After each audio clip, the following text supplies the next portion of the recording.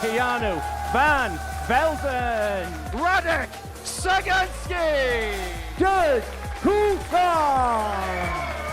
Graham Hall, Scott Taylor, Neil Starr, Nathan Bartow, Jack Drayton, Chaz Barstow, Simon Stevenson, Jamai Vandenheren.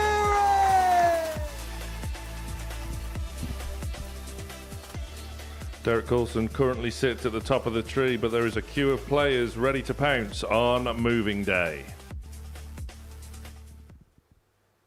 Very good morning to you. Day 2 of Champions Week here at the Modus Super Series. Day 1 was superb and we are ready for more here on moving day in Group A. If you missed out from yesterday's action, here's a quick reminder of what we saw.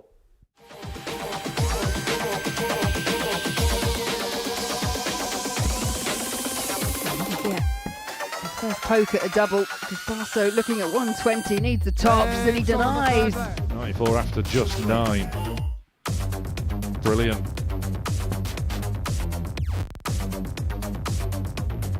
On the second round. Nothing wrong with that whatsoever. Shots on. For another 160 out. Gee whiz, G-Man's at it. Doing the hard work to send us all the way to a last leg shootout. Bartow has been found wanting. It's tops for Potter. And it's converted. He made lots of trebles, but he can miss a single as well. He can hit a double. Drayton with an outside chance. Another. Oh. Sensational. On the second leg. So here's how the table looks going into moving day in Group A. Then Derek Coulson, 4 wins out of 5. After an early setback, he sits top on 8 points. Simon Stevenson was a threat yesterday, along with Nathan Potter, who really finished yesterday with a bang. They are both on 6 points. Chaz Barstow and Jack Drayton, both good value for their 2 wins yesterday. And Graham Hall will be feeling a little bit hard done by with just 2 points to show for his efforts. Welcome along, welcome to the studio. Laura Turner is alongside me. Laura, fantastic day yesterday. Derek Coulson was the bookie's favourite, is the bookie's favourite for the week, so I suppose there's no real surprise to see him top of the table. No, none whatsoever. Although if you consider how he actually started yesterday morning, he had a 4-0 loss. I think everyone sat up, took a bit of attention. He lost to Chaz Barstow, didn't even have a go at double, but in true Derek style, he turned things around and won the last 4. Yeah, well familiar with this format is Derek now, so undeterred following that slightly surprising early setback and then showed his class throughout the rest of the day. Yeah, and it's what we've come to expect from him. Derek is one of those people that even if things don't quite go his way, he puts it to one side and he can bounce back. And yeah, I think the caption says it all, Coulson in control, because that is the type of player that he is, and he was exceptional. The rivals, though, were stacking up in behind, in particular Simon Stevenson, whom Paul Nicholson was swooning over quite a bit yesterday. He's dangerous, very dangerous. Yeah, very dangerous, good pedigree in the sport as well, a former UK Open quarter-finalist. So, there's a lot to kind of sit up and pay attention to. But the fact that when he won in week 11, he was here on debut, he just looks so comfortable, so settled, a real kind of very consistent performer. We haven't seen any kind of dizzy heights of 10-plus averages, but you won't see him really drop below a 90 either. So, he's got that consistency that could see him be a threat to top this group.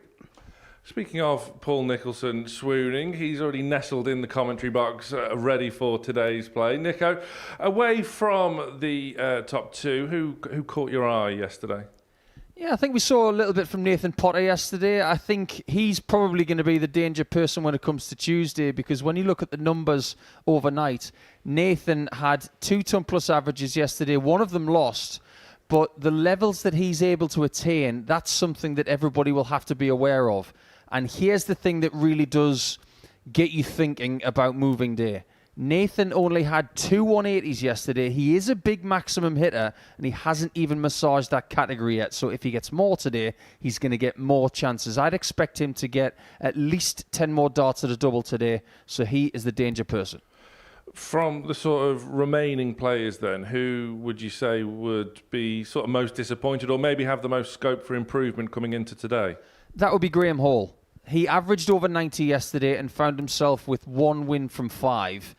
That'll be frustrating, but when you play in a Champions Week, if you're averaging 90, expect to either be first or 6th. It's as simple as that. You've got to win the moments today, and Graham's got to do more of that. Nico, thank you. More from Paul Nicholson throughout the day in commentary. Let's take a bookmaker's view then and see how they've reacted following the opening day's play. And looking at the market now for the Group A winner, Derek Coulson, still favourite, just snipped into even money favouritism. Nathan Potter 13-5. So, Laura, I suppose, does that give Simon Stevenson the value at 4-1? I would say so. Yeah, I think he, especially that the first match that he has today will be against Derek Coulson. That could be a real kind of tide changer in terms of how the table is going to look. So yeah, 4-1. I think he's in with a good shout. Right then, let's get a moving day underway. Our opening match is Chaz Barstow against Jack Drayton.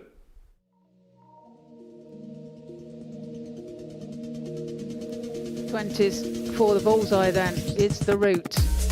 Finds the first one. Finds the second. Can he find the bullseye? Oh, smack bang in the middle. Nestles away through eventually.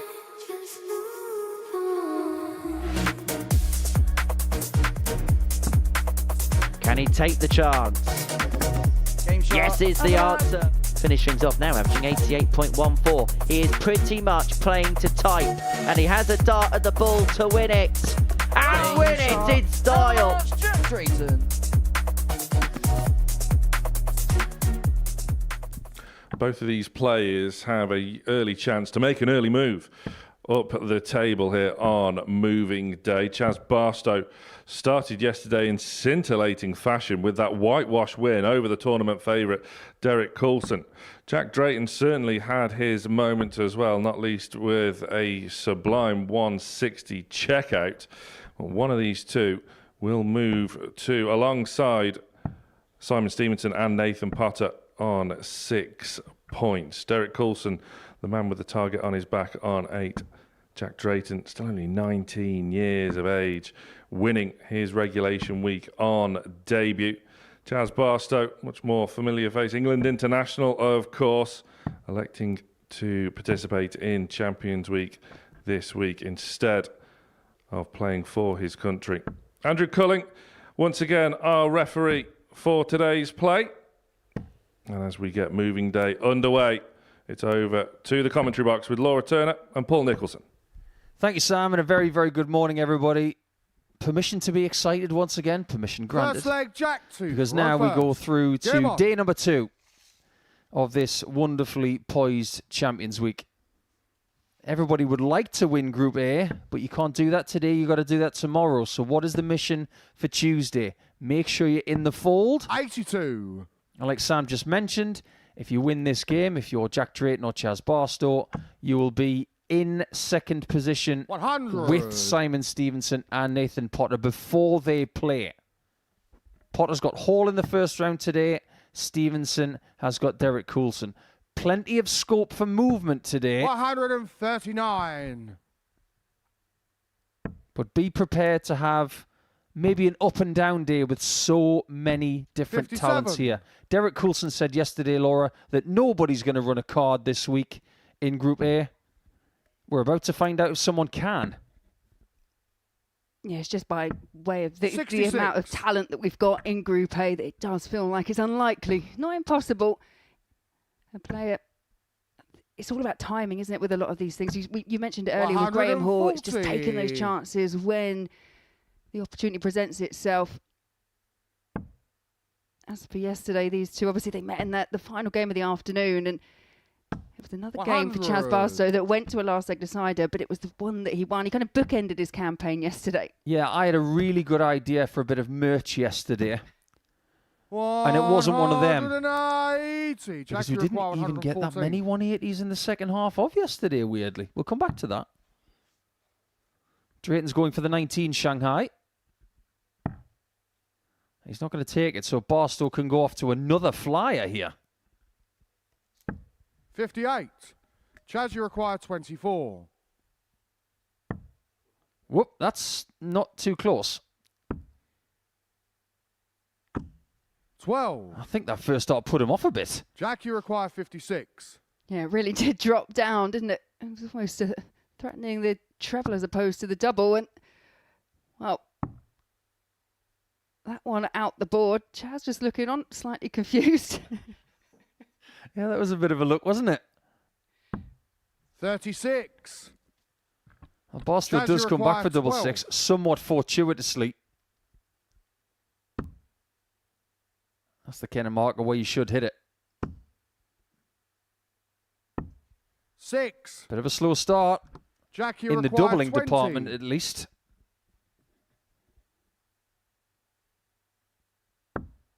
Game shot on And the that's a bit first of a leg. pinch. Jack Drayton. So Drayton does take a 1-0 lead. Well, I already know what I'm going to get you for Second leg, Christmas. Chaz to Rover. Yes, I've just mentioned Christmas Game in on. April. I'm going to get you some Chaz Barstow bookends for Christmas, Laura. Just put Chaz's head on each one. Absolutely. I think people would get behind that. 57. He had a pretty good day yesterday, winning his first game and his fifth. In the middle, he was getting people in form. Speaking of form, 180. there's our second 180 of the game. And after having 17 hit in the first 5 games 45. yesterday, we only had 15 more in the next 10. We were on course for about 50. We ended up with 32. 57. But all of the other departments, they were exceptional. The doubling, over 42% for the day by the group. And 92.5 average for the 46. group as well. That's really good. That's what you'll expect from a Champions Week.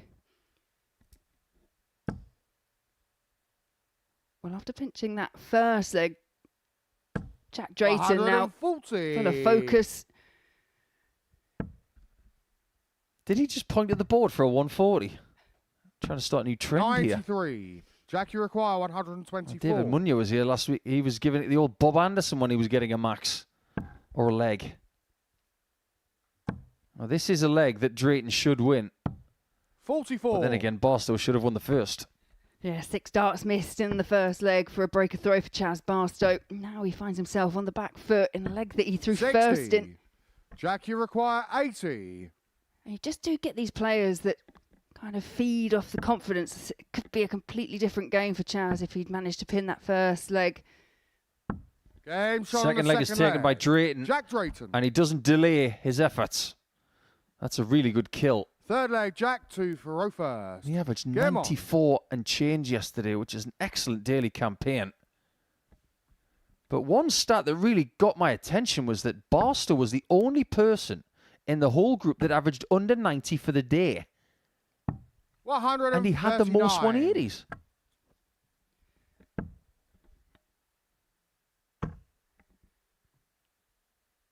Well, if the first leg's anything to go by, then 180. it's all about the finishing for Chaz Barstow because, like yesterday, the 180s, they're not too problematic. He's already had 2 in this match alone. We're only in leg 3.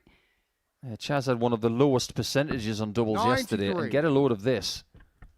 Second lowest at 38.5%. That just goes to show how good the doubling was yesterday 60. on the whole.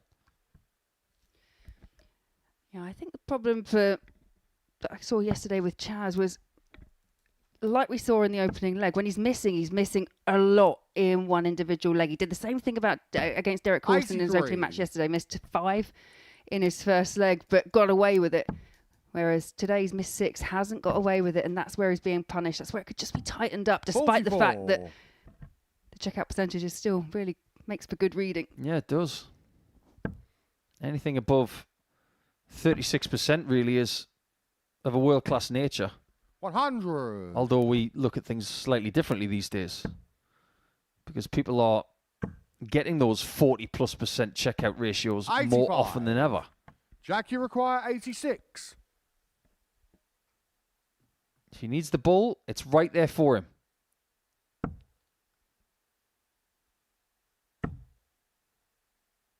Epicenter.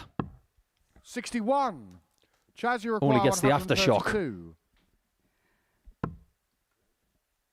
Well, unfortunately, a little bit too early for Champagne because that shot not going to go for Chaz Barstow. You know what I'm going to ask you, right? Mm-hmm. Is it ever too early for Champagne? 76. No, it's Jack, 5 you o'clock require somewhere, isn't it? 25. Surely.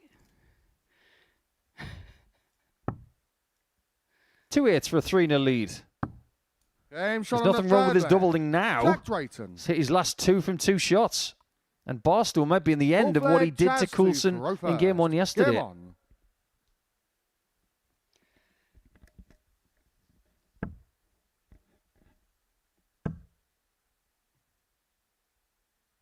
Yeah, it does make 140. very different reading the two checkout percentages because Jack Drayton 3 from 5.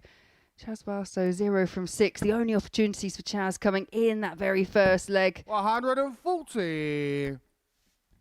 I just really admire the composure that Jack's got at the age of 19. 93. I suppose considering the demographic of the sport these days, especially domestically here in the UK, you have a 19-year-old player who is winning wherever he goes, and it isn't 57. a surprise anymore. We've seen it from Jared Cole, we've seen it from Luke Littler, we've seen it from Bradley Brooks. We're seeing it from Mitchell 85. Laurie and Kaya Beisel these days. The average age of a world-class dart player is coming down. And if he were to become champion this week, it wouldn't shock anyone. 98. No, just in the kind of looking back on the Champions weeks that we've had here, obviously Luke Littler, the only player to have won this twice. You've got Charlie Manby, who's now off, got a tour card, 100. Jensen Walker.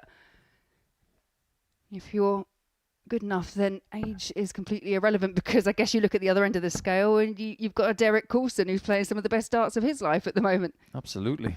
100. Chaz, you require 83. You're talking about nearly a 40-year gap between oldest and youngest in this group. Can Barstow survive? Well, there's your 51. problem. He's had Jack, you 8 require darts a double in this 106. match. He hasn't hit any, and he could be on the end of a 4-0 drubbing. Stay or move. Very wise. Double 13. Too good Game on the shot doubles and a match. and Jack takes his Drayton. chances. Drayton gets off to a wonderful start, but it all stems back to leg number 1, where Chaz missed double 12 by a mile and then couldn't plant double 6 thereafter. Drayton wins by 4 legs to 0 ahead of our second game, where Simon Stevenson will go up against Derek Coulson.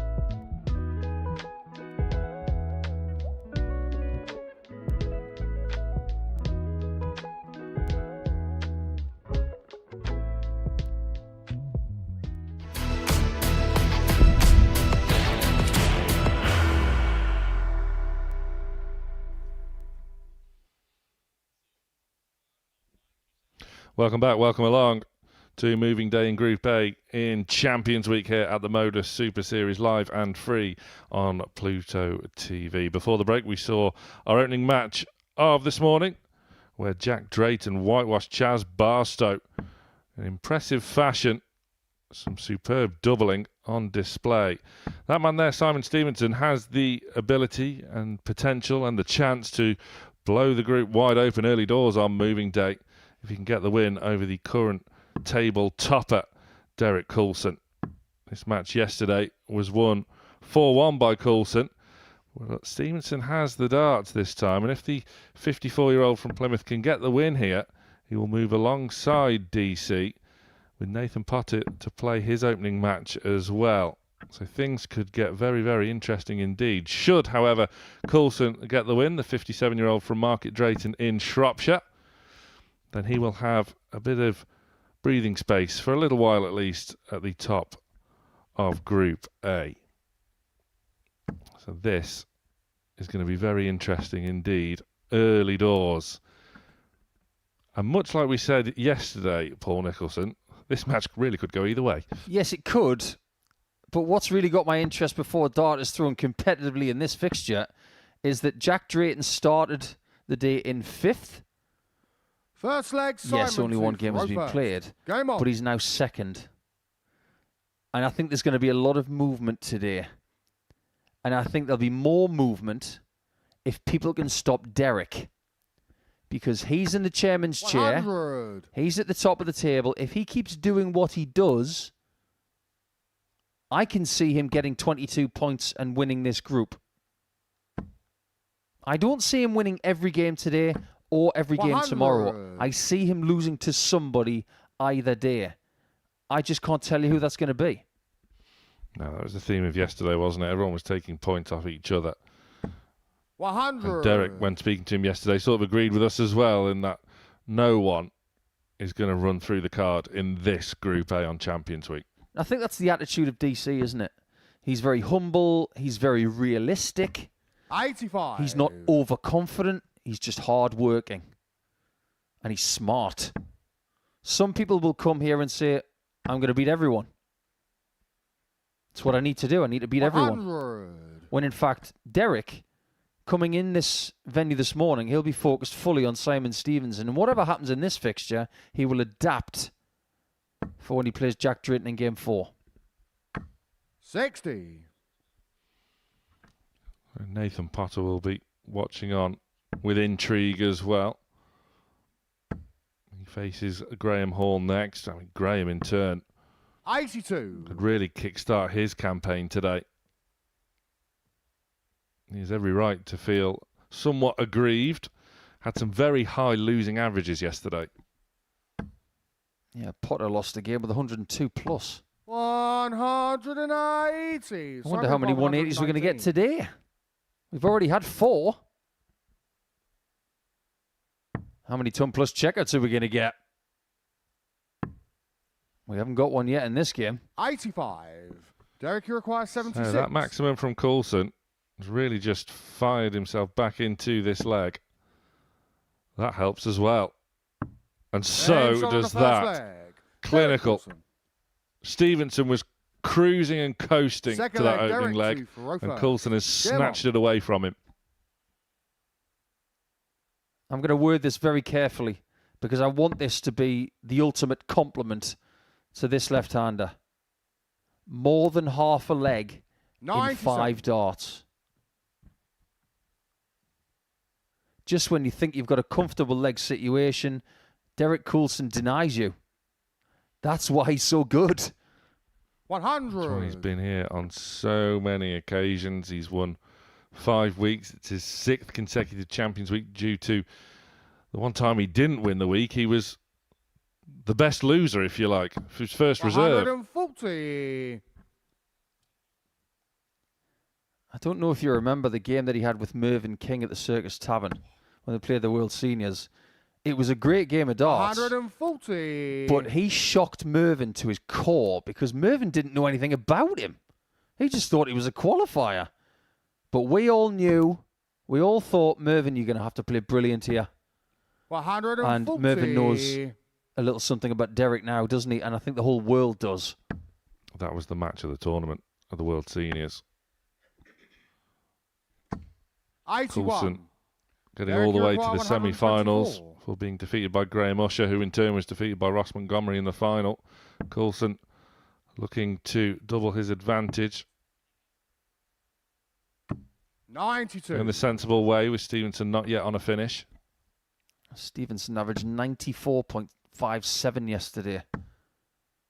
That doesn't happen every Monday, trust me. 45. And he didn't even Derek, top you the require group 32. because this guy did.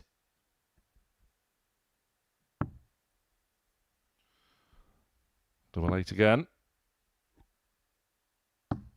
Game And much shot on like the it did in second the leg. first leg, Derek it's Coulson. worked a treat in the second. Third leg, Simon to throw first. Game on. I remember when Littler was here in Series 3, Series 4 and Series 5 because he actually lost out 100. on a Saturday night to Sebastian Białowski, did the now two-time world champion. And he was putting in numbers very similar to what Derek's doing here. And we were lauding Littler, saying, wow, he's averaging 100. mid-90s. He's more than 40% on the doubles. Derek's doing the same. That's why we're so excited about watching him play. 140. And he's got 3 more weekly titles than Littler. But he hasn't got that series. And I think he needs it now. I've said it about people on the Pro Tour this year.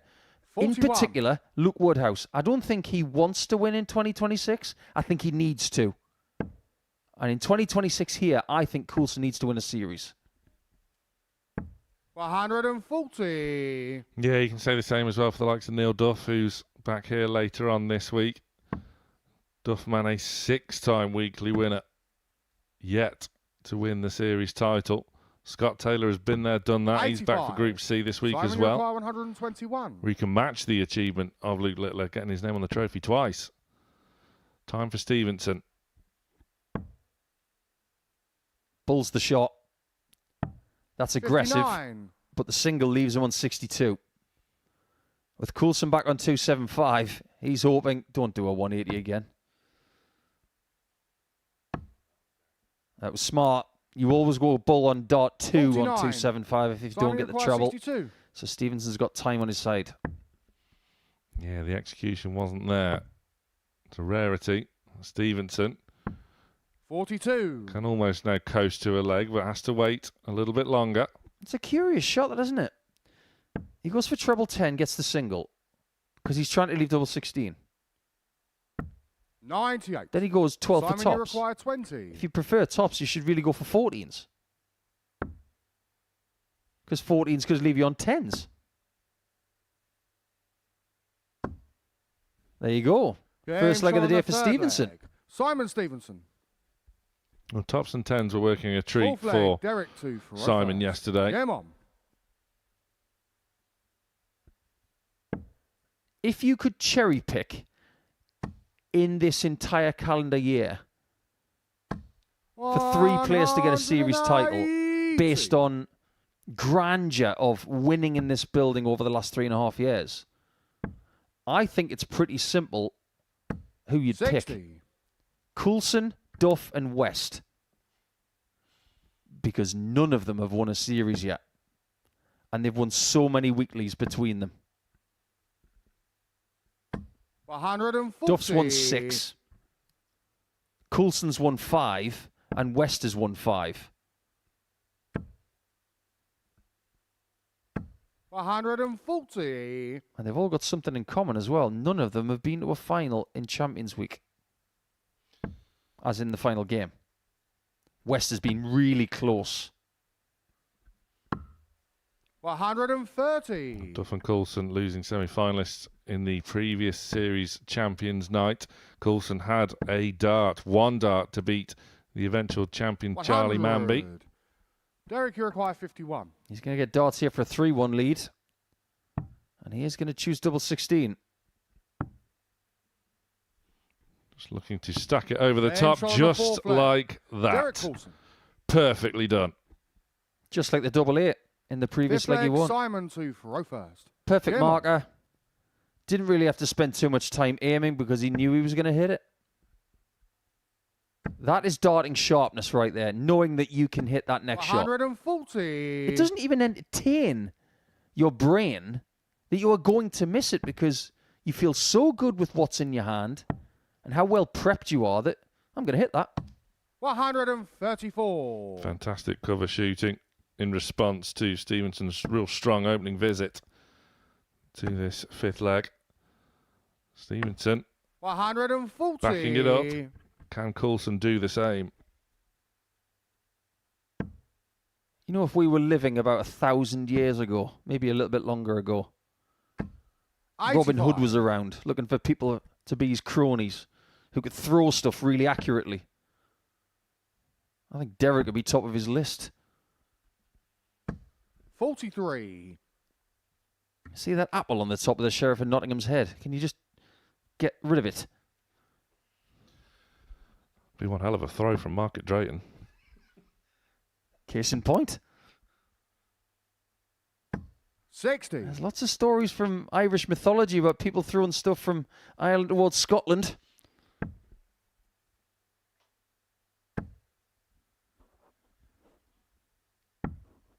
That's a slip. 121. That single keeps him in 3-dart range, and I do beg your pardon. I was looking at Derek's score.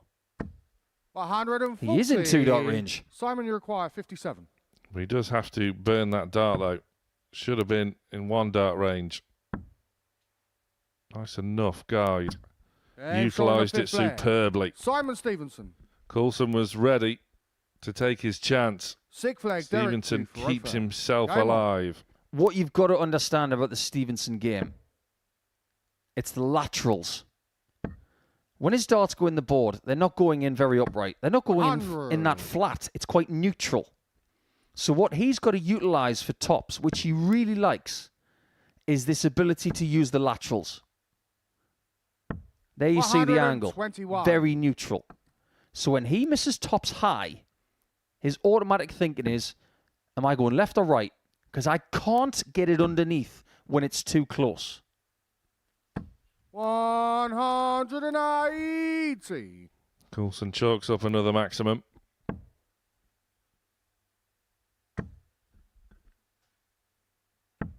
$45. Well, this is a sneaky 104 average, isn't it? For just before 10 o'clock in the morning. Oh, he's in again. 140. This is the kind of average that saw Chris Dobie win on the Pro Tour yesterday in the final against Justin Hood, another player from the southwest of England. 100. But Coulson Derek, you require 81. is showing this field what they're going to have to do to beat him today.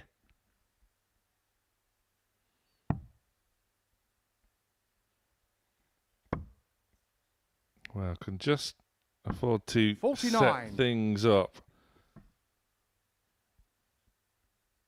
If he hits that 32 with his first dart, or possibly the second, this is going to be the best performance of the week. 85. And it would be his first ton plus Derek, you average. require 32.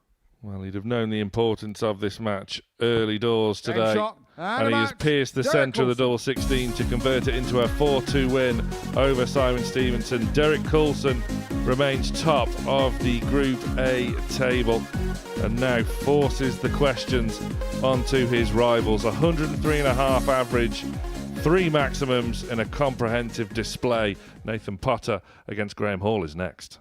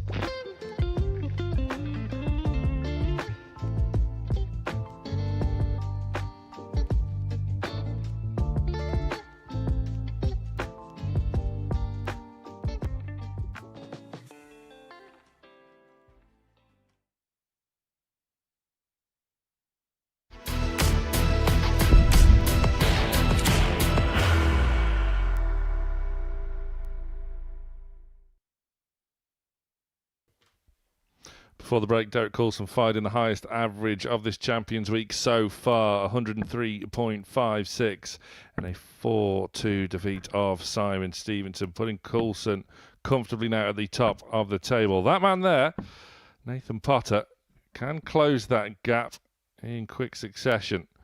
He has to get the better of Graham Hall, who can feel a little bit hard done by from his exploits yesterday. Just the one win to show things, but was consistently averaging well in excess of 90. And even had a losing average yesterday of almost 99. The wins will surely start to arrive for Hall. And for Potter, he himself had 2 ton-plus averages yesterday. And one of them was against Graham Hall in his final match of yesterday's play. Let's let Graham 102.5. Game on. He, of course, will be hoping for similar here. G-Man will be looking for revenge. 60. Yeah, we know he's completely capable of it. We've seen the levels that he has got, but he's just, I agree with you. I think he probably does feel a little hard done by. It's just certain results, missing 60. key opportunities, key moments. Just really turned his fortunes around yesterday.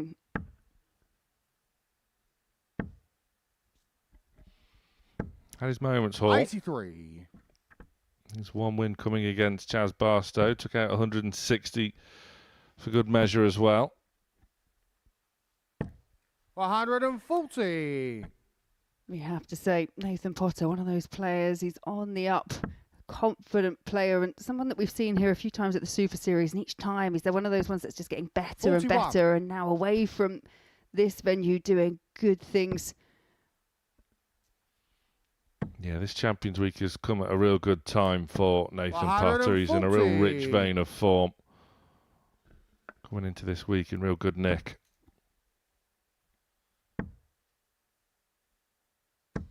$100. Nathan, you require 161. Early break opportunity. 87. We saw him utilise the 17s quite a lot yesterday. Yeah, it's something that's coming more and more into players' games, isn't it? The kind of 100. utilisation of more Nathan, of the you board. require We're so used to 74. the traditional routes, but players now, they find their own way.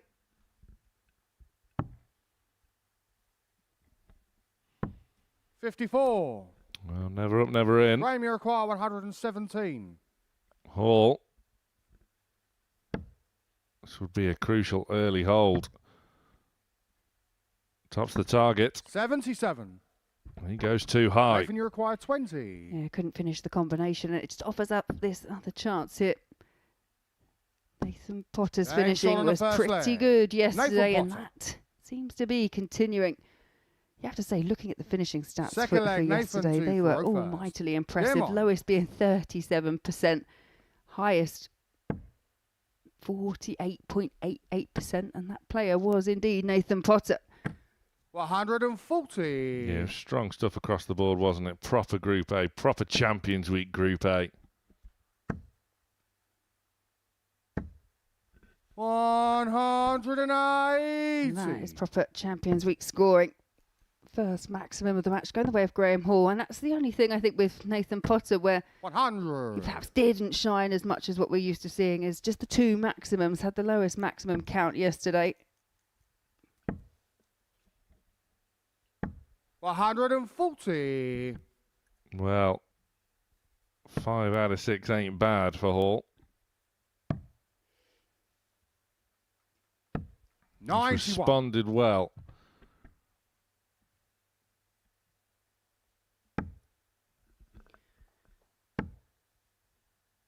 He's had to. He's in a real fight. 42.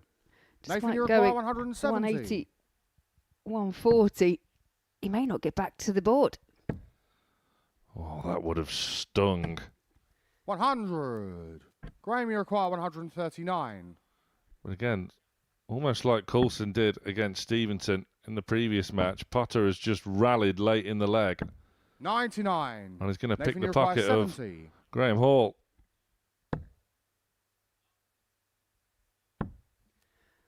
Looks like a great guide for Nathan Potter. 50. And couldn't quite use it. Graham, you require 40. And these are the chances that weren't presenting themselves to Graham too many times yesterday, and he fully has to take it, and he Game shot does. on the second leg. Graham Hall. Yeah, that should settle him down a little bit. Third leg, Graham to throw first. Credit to Hall. Game on. Had to survive a little bit of a scare, but really showed his might to get that immediate break of throw back, wrestling away the advantage that 80. Potter initially got.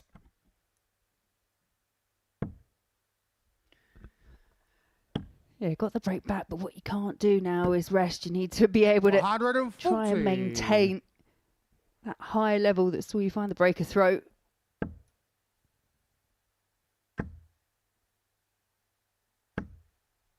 $140. We knew, didn't we? It was just a matter of time before Graham Hall really clicked into gear. The guy has quality in abundance. He's an absolute monster on the 140. ADC circuit.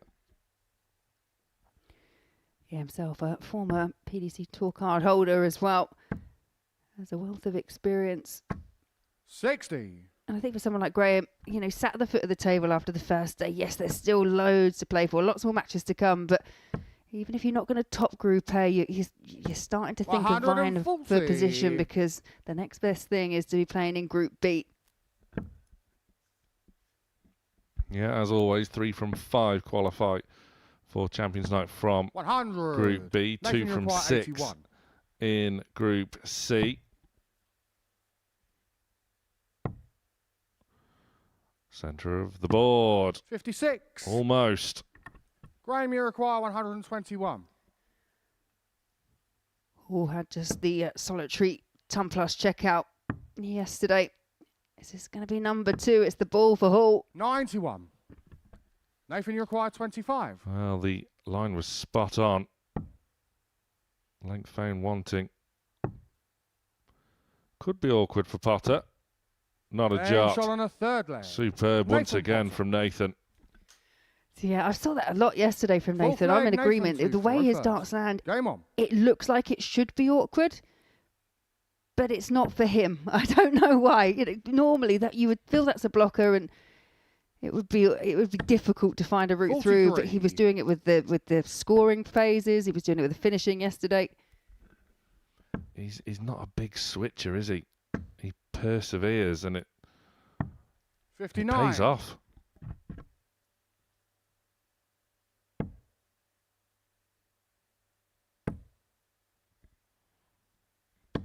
$140. Paying off again.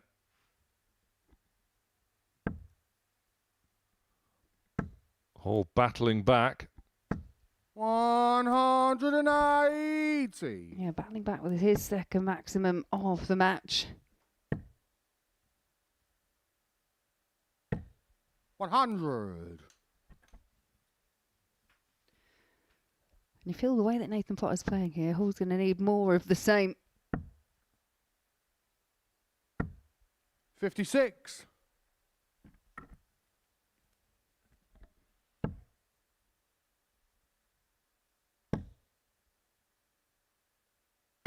$140.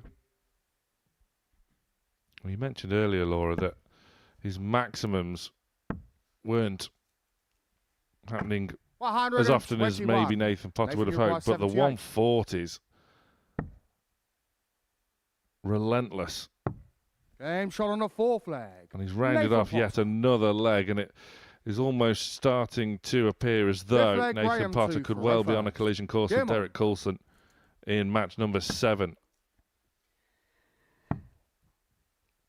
Yeah, the leg 1 in 14 darts 57. cleanly taken. Check out at the end. And as you say, you mentioned that 140 count. He's up to 8 already in this match alone. And you are right, the 180s, yeah, they are great. They are showy. But 60. if you can hit 140s and tons with the regularity that Nathan Potter is, that's why he had the big averages yesterday.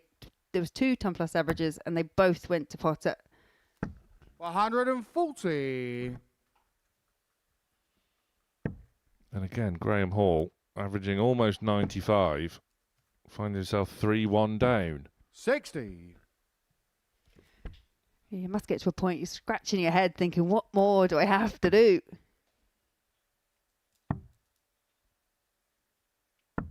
57. And that's what I'm talking about when it comes to timing.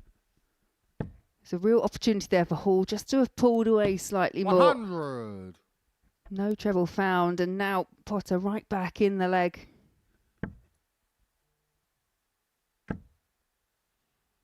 Still plenty of room. 125. Well, that thumbs up told you all you needed to know about what Graham Hall thought about that third dart. Funny, it's kind of the 140. opposite of like an Andrew Gilding celebratory thumb. It's just it's a derogatory thumb. It's not happy.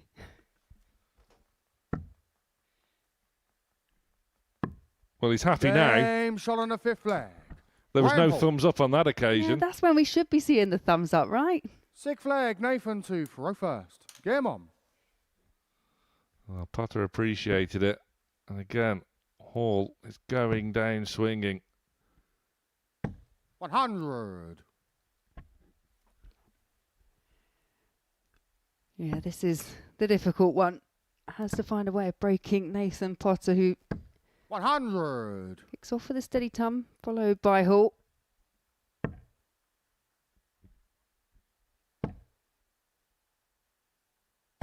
$100.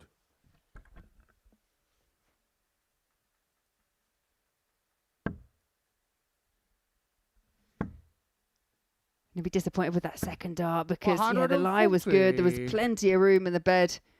Just put a little bit too much shoulder in it. He was contemplating the thumbs up. You could see it in his face. 60. Have we had that yet? Like a thumbs up mid throw? If it was the third dart, the Yeah. thumbs up would have happened. Definitely. It's something people do. You may just have done that in practice or local league, but then it almost becomes involuntary. It's just that natural reaction. Well, Potter held the pose as he was just 100. checking the score. Graham, you require 121. Hall could well be back in business. It's the bullseye again, and he's And hit shot it on the again. 6th Graham leg. Hall, an exhibition Hall. and display of finishing. And he 7 sent for us final all leg. the way to a Graham last leg to decider Roper. from 3-1 Yeah. down. Yeah, I said earlier on, didn't I, that Graham Hall must be thinking, what more does he have to do, averaging at that point around 95. Well, that's what he has to do. Ton plus checkouts, the 1-2-1, the 1-2-2, and now just a smidge off of a ton average. But then to kick off the leg on throw with just 45, it really threatens to undo all that hard work. Potter looking to compound the misery. 100. How often do you see it? I know as a player, it's a strange thing that you're fighting the whole time. You're thinking, right, let's level it up. You're on the back foot, and then you get to that 100. point where you're level, and then just nothing clicks.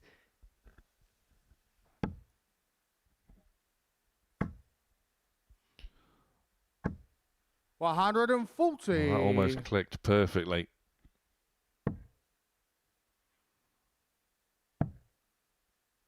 Well, a rare switch. 49.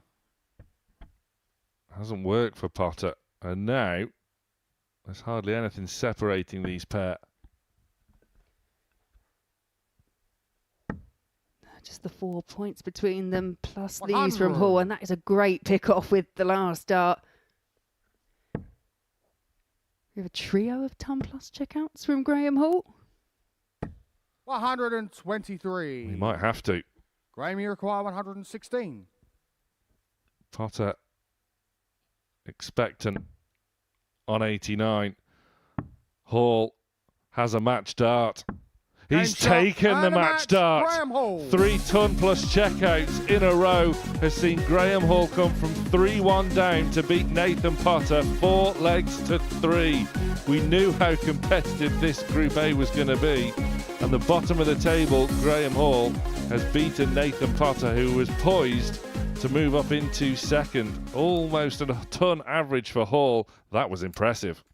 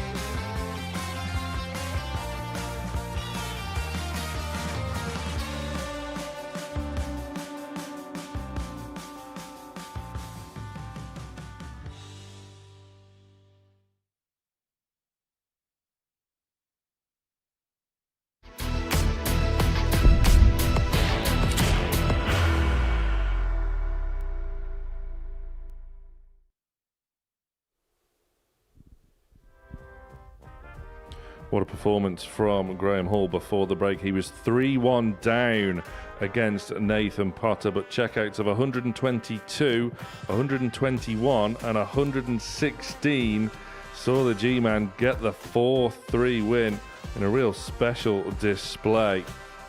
Graham Hall off and running on moving day. Still has a lot of work to do, but it's a very good start for Hall.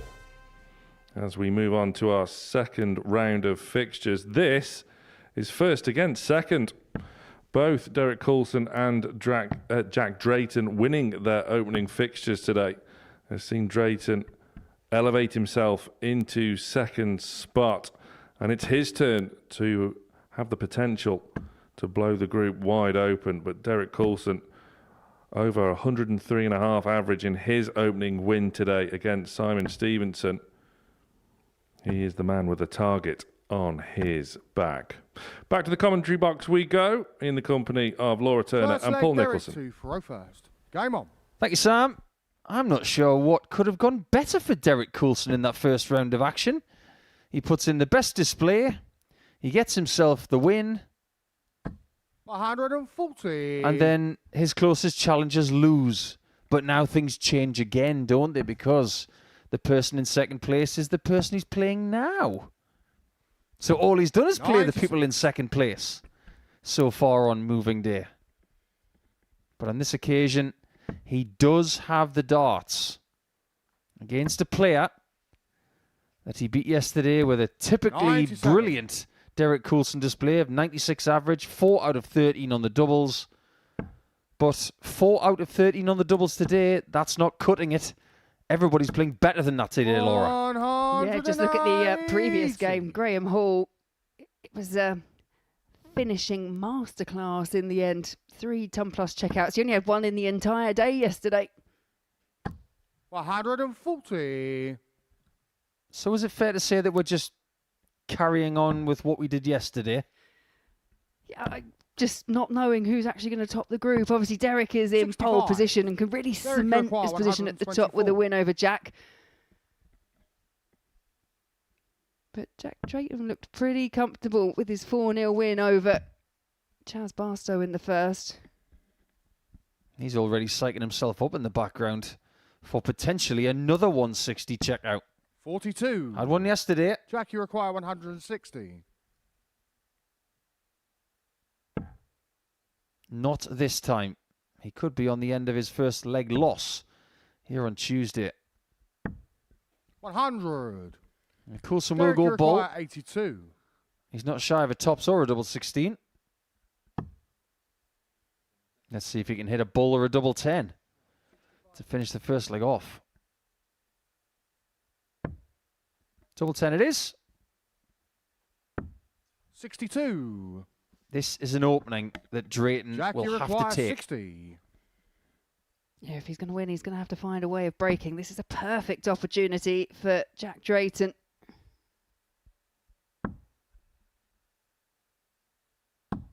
$40. He knows it too. Look Derek, at that you require reaction. 20. Game shot on the first leg. Hate to say we Derek told you so. If you get a chance, you're going to have to take it against Derek. He's not going to give you Second another leg, one. Jack 2 for first. Game on. Just want to talk about that Graham Hall finish at the end of that wonderful 7-leg game with Nathan Potter. If you look closely at the treble 20, the single 16 and the 85. tops, not one wire in sight. That's about as pure a 116 as you will ever see. A lot of people these days will go to the 19s because they can group darts together. Bit like that. 180. But Hall played it old school. 3 pure darts to get that 4-3 win. His confidence has got to be sky high now. You'd hope so. I mean, as we've alluded to, he didn't play poorly 140. yesterday. It was just the wrong end of 4 losses. But yeah, much better from Graham Hall today. And as for Derek Coulson, he just seems to be kind of picking up where he left off. 140. Back in the 1980s, we had an incredible left-hander by the name of Alan Glazier. And his name was Ton Machine. 100. The way the Coulson plays, he might even get the nickname the 140 machine. Well, I'm not sure. He might be in a battle with Nathan Potter for that title at the moment. Tom machines, they were my first proper set of darts. 140. For a lot of people, they were. What a dude. Alan Glazier. Oh. How about this? Let's do something new this week, shall we? Let's give the 100. honorary Alan Glazier Derek, trophy you to the require person who scores the 41. most 100s.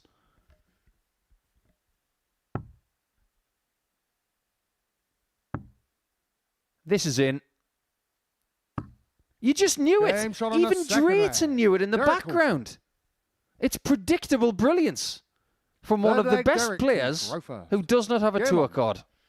Yeah, and he's backing it up. I know we're only a couple of legs in, but just look at the average, 107.36. And as we've said, Jack Drayton not doing a great deal wrong, averaging in excess of a ton himself. 100. Now, I can sit here and say that Derek is the best player in the world with a three-winged flight, but I would be doing a slight disservice to Connor Scott, who made a semi-final yesterday on the Pro Tour. 134. But there aren't many people who use them. I think we've had 3 players who have used them here. Devon Peterson, Connor Scott and Derek. It's all I can think of. 100. People are quite... they like the traditional style, what we would call the normal, conventional, perhaps, style of a 4-pronged flight. 125. I'm trying to rack my brains here. I think even Gary Mawson might have used them. I think Gary Mawson did switch around quite a bit, didn't he, in terms of equipment? He did a little bit. 140. And if my memory serves me right, I think for one game, Stowe Bunce did. I will definitely take your word on it. 174. And he's a rather remarkable guy, the Record Neon Nightmare, 161. who's in rather good form at the moment. Well, Drayton might get his first leg here.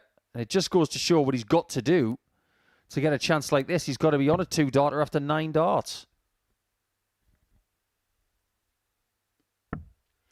89. Well, he had a chance in the opening Jack, leg. you He had require 2 68. darts at tops to break Derek Coulson. That is the second time that's happened 28. today, where he's dragged that single 16 Derek, too you far require left. 72. And he might just pay the price. Derek is the piper.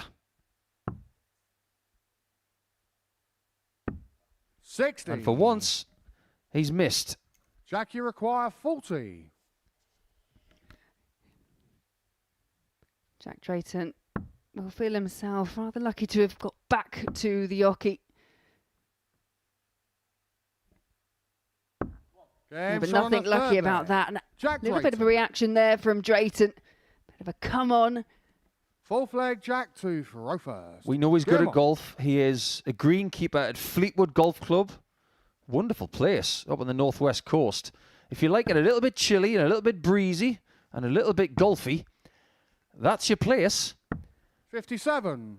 That's where he does his day job. And that's where he's harnessed this game face that he has, which is very impressive.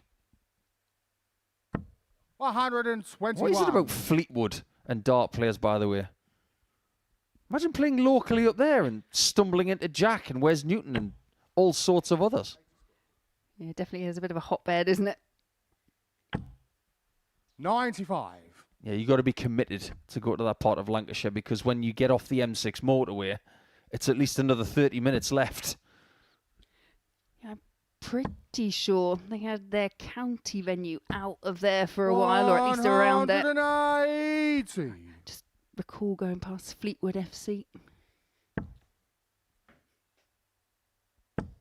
It's not even that far from Preston, where 140. David Evans is from. Maybe 30 to 40 minutes away. If you take the back roads, it's about 20 minutes, funnily enough. But where he's from is known as the Gulf Coast. Because if you go a little bit further down towards Merseyside, you've got golf clubs like Hillside and Royal Birkdale, which is hosting the Open Championship this year.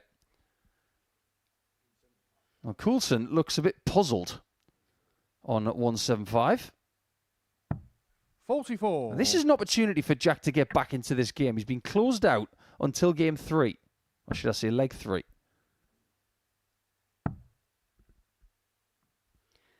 How he'd like to find a big treble. 59. Derek, you require 156. And I agree. I think that was a great opportunity if he could have found 1 or 2 big trebles.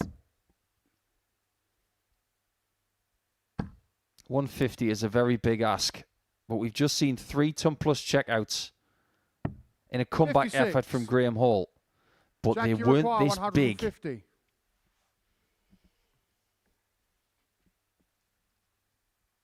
He did have a couple of big finishes himself yesterday, Jack Drayton. 90.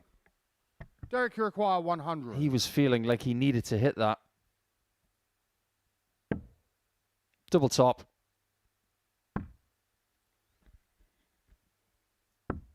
He doesn't miss this one on the right side of the Derek board. Coulson.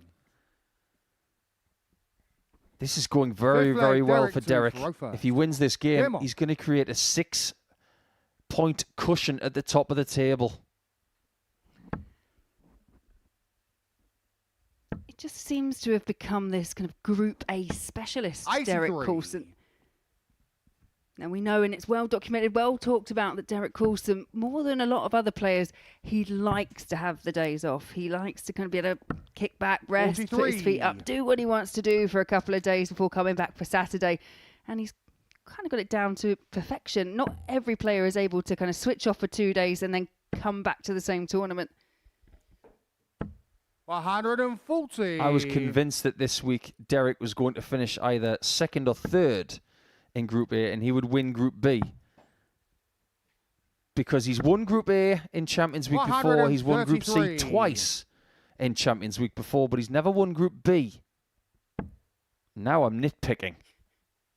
But if he wins Group A again, 58. he will be the 3rd person in history to have won Group A twice in Champions Week. The others are Andreas Harrison and Graham Usher. 98. Well, he's so far going about it the right way. And I know yesterday we were alluding to, and Derek was alluding to, the fact that he didn't think anyone would go through the card. Well, maybe he was just lulling us all into a bit of a false sense of security, because he seems to be making another bright start. I just like his attitude. He's humble, he's very honest, and he's not overconfident. He's just a hard worker. Drayton here is averaging 100. 96. Derek, you require 80. And he could be on the end of a battering. Because again, Derek is averaging 103.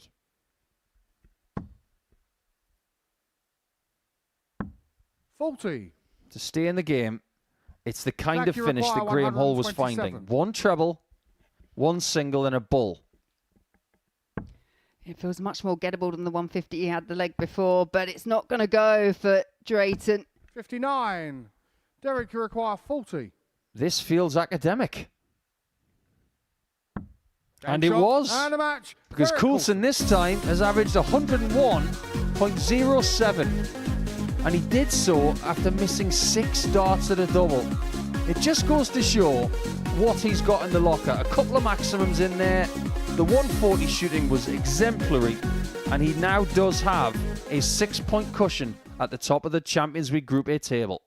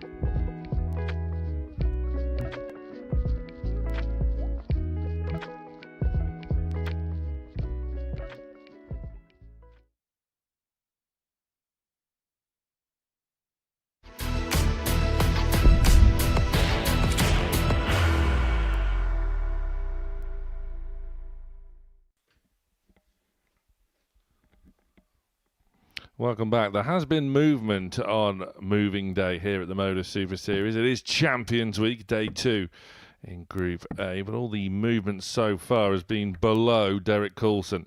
Top of the table, 2 wins out of 2 so far today, and 2 ton-plus averages out of 2. Forcing the questions is DC. On to, in particular, that man, Nathan Potter, can go back up to second here with a win over Chaz Barstow. Looking to recover after an opening 4-0 defeat. He started yesterday with a 4-0 win. Can he change his fortunes from the disappointing start he suffered this morning? 100. It's only a matter of time, Sam, before Potter starts to find these maximums. He's still only got 2 in the group after playing 6 games, but there's going to be a spell at some point this week where he has a barrage. It could be in this game. We might have to wait a little bit longer. But what we've seen from young players over the last couple of years is this ability to respond when they lose. He didn't do a great deal wrong against Graham Hall, let's face facts. But he'll be looking to make sure that Chaz feels his wrath. History tells us as well, in a Champions Week here, young players have the real ability to grow into a week. You think back to not just last series with Charlie Manby, but Jensen Walker, who endured a bit of a torrid time in Group A. And then all of a sudden, he wins the prize come Champions Night. 45. Chaz, you require 105. Not the end of the world. He needs a treble now. And tops. That'll do. The first leg. Told you it wasn't the end of the world, as we know it. Chaz Barstow feels Second fine leg, now. Nathan to throw first. Game on.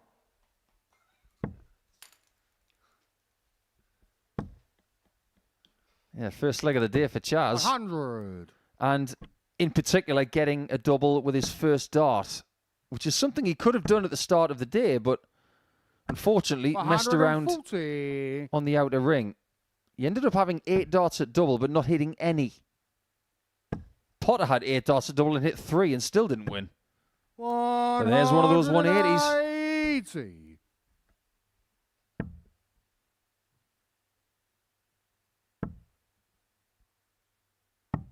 97. Derek Coulson today is averaging 102 after his first couple of matches.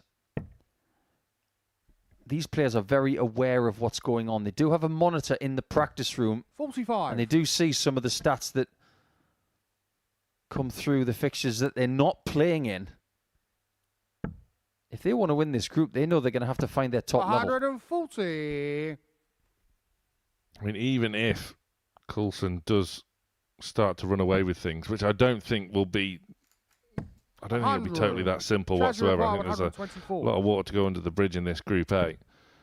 Everyone will have their own little targets going into tomorrow and through the duration, whether that's a spot in Group B, 84. whether it's a chance to win the group. You require 76. Potter, his target is 88.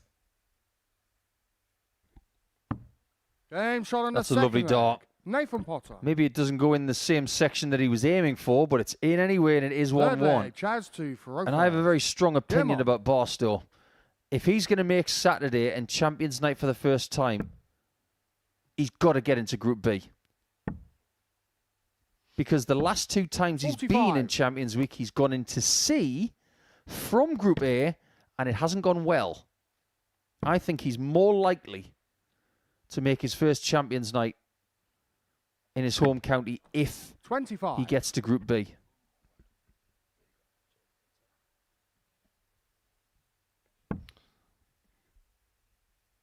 Nice of young Nathan Potter to allow Andrew Culling to bend over and grab his dart for him. Chaz has forgotten one of his.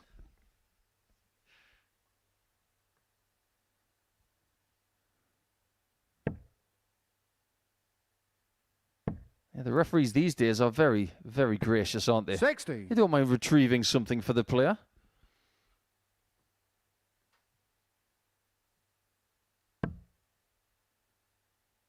I like the way that Chaz has bounced back here. 140. For some people, losing their first game 4-0 and not having a great deal of joy in the doubles, it can be awful for the rest of the day. 180. Well, there's another maximum for Potter. He might need another one. 123.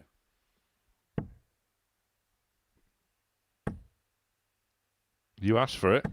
180. You got it. 93. Does it make any difference? Now it does. 57. 360 points in the last Making you 6 require darts 56. just to get this opportunity. That's how good this leg has been. 36. Chaz, you require 36. Well, after doing the hard work with back-to-back maximums, on the third Potter leg. has let Chaz that Barstow. leg slip away. Credit to Barstow. He hung on in there. Fourth leg, Nathan the throw first. Game on. I want to know exactly how old those darts are that Barstow's got. 100. Because when I was a kid, we used to get the Red Dragon catalogue through the letterbox. And that was our only source of getting darts equipment. I remember them being in that 97. catalogue in the 80s. So I want to know how old they are. He may have built walls as a bricklayer 60. that have since gone down and been replaced, and these darts are older.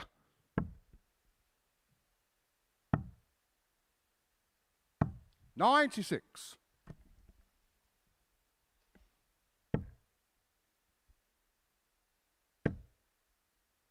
You don't tend to find that a lot these days. 60. With seasoned players, they tend to magnetize themselves to a newer set and then just keep replicating by getting a different set every 3 months. Phil Taylor and James Wade, a lot in their career, used to use a set of darts per game. 140. Chaz, you require 170.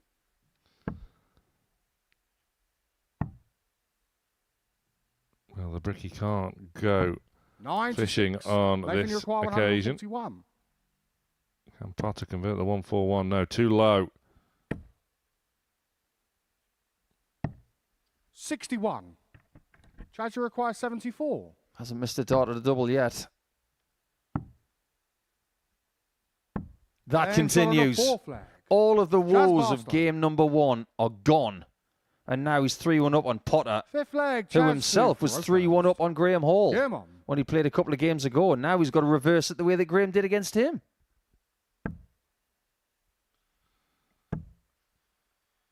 Well, what a reaction this has been from Barstow. 140. You're not given an England World Cup shirt for nothing. This guy was pretty much the first name on the team sheet 100. for England in 2025. But he's not going to be playing for them this weekend because he's going to be here. 180. Simply brilliant. Potter responding. 180. Just a small matter of 5 180s in this game so far. A top class 92. affair. The real highest order. Potter looking for another maximum. 140. Has to settle for 140. require Barstow could 89. wrap it up here. Does he? He does not. And Potter gets that little 27. opening Nathan, that he you require required to 81. stay in this contest. Double 12. Game shot on the fifth Picture leg. perfect. Nathan Potter.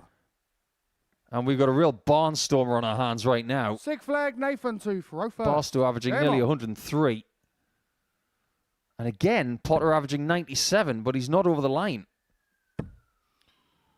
Putting in an 11 dart leg to fire himself back 100. into contention. Potter in his previous match, of course, was 3-1 up. Lost it 4-3. He's 3-1 down. He'll be thinking 125. about reversing his previous situation. You've got to love this stuff. 60. you take away the 81 average from Barstow in the first game. Everything else is 90 plus, at least. 66. Easy for us to sit here at 9:30 in the morning and say, this is Champions Week. This is the way it should be. They've still got to go out there and do it. 140. And they are.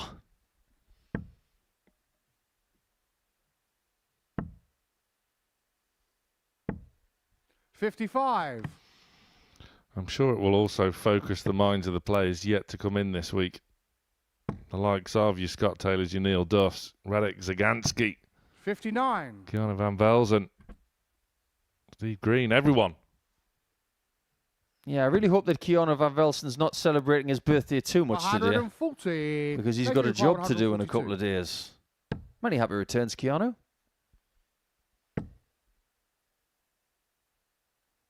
Barstow gets 45. another chance Chaz, you require to 115. end this game before there's any last leg shootout drama.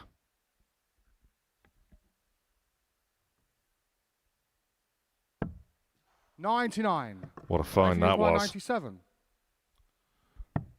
It might have been in vain. Again, it could be awkward. 57. Tickled that wire.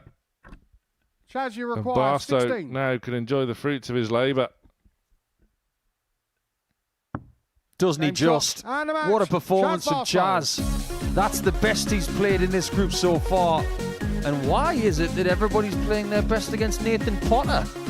4 out of 4 on the doubles after having twice as many darts at double in his first game and not hitting any. He's turned it around and he's won by 4 legs to 2 ahead of Simon Stevenson taking on Graham Hall.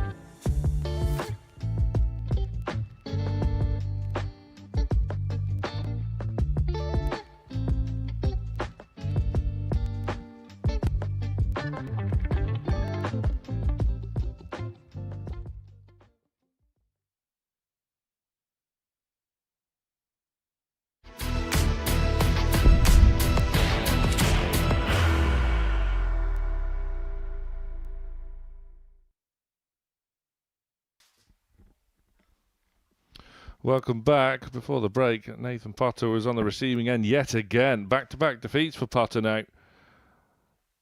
This time at the hand of a resplendent Chaz Barstow. 101 average. 4 out of 4 on the outer ring for Barstow. Firing himself back into contention. As can Simon Stevenson here, has the potential to go back up into second spot with a win over Graham Hall, who was one of those players who inflicted defeat on Nathan Potter.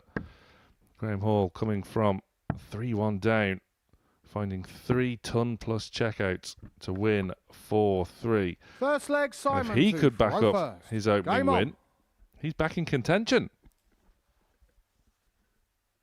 Well, we do like to call this moving day, and this table has already significantly moved because Nathan Potter's gone from third place now, finds himself in fifth. 140. But other than moving day, perhaps this is kind of maybe a resurgence day for some of the players who were on the back foot of a few costly defeats yesterday. You mentioned Chaz Barstow putting in his best performance. Graham Hall, well, he's looking to do something similar. Yeah, it'd be interesting to see if the confidence has lifted 41. for Hall after that win. Stevenson himself averaged 92 against Derek Coulson. A 4-2 defeat for Stevenson. Coulson 103.5. There's already been 3 ton plus averages from the players here today already. 140. Yeah, and expect more of the same.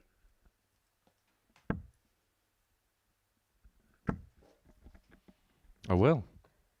I am expecting more of the same. It's Champions Week. They simply have to play that way.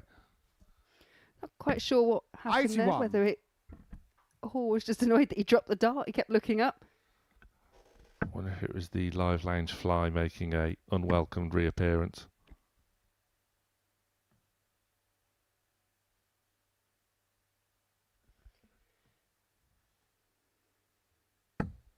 $135.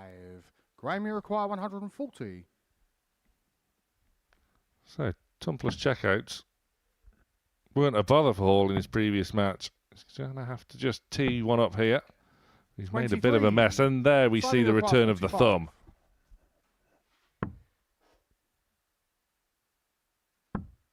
Game shot on the first Yeah, leg. and that's why, because Simon Stevenson not Stevenson. allowing Hall back up to the oche. Second leg, He Graham. narrowly missed that first treble 20, pulled it into the treble 1, but the reaction told me that Graham Hall is feeling more confident, especially when it comes to the combination finishing. 140.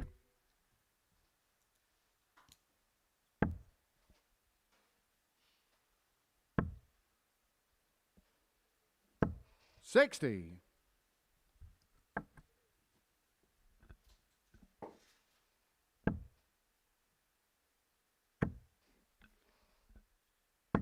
$140. This match yesterday resulted in a 4-2 win for Stevenson. That was 100. on the Hall throw as well. He has the darts on this occasion. Holding the opening leg. Hall outscoring him in the second. 140. Back to back to back 140s for Graham Hall. 100. Graham, you require 81.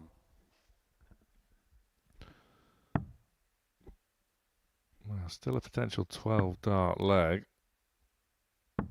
41. Sets it up, does enough.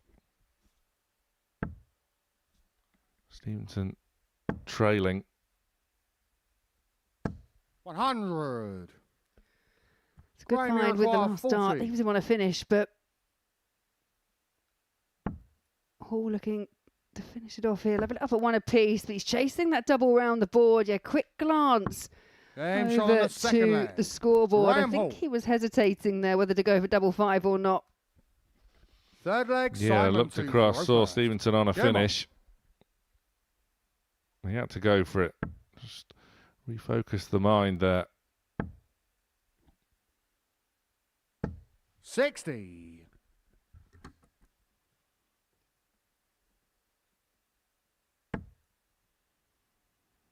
Stevenson, trebleless in his opening visit. 140. Hall almost filling it up.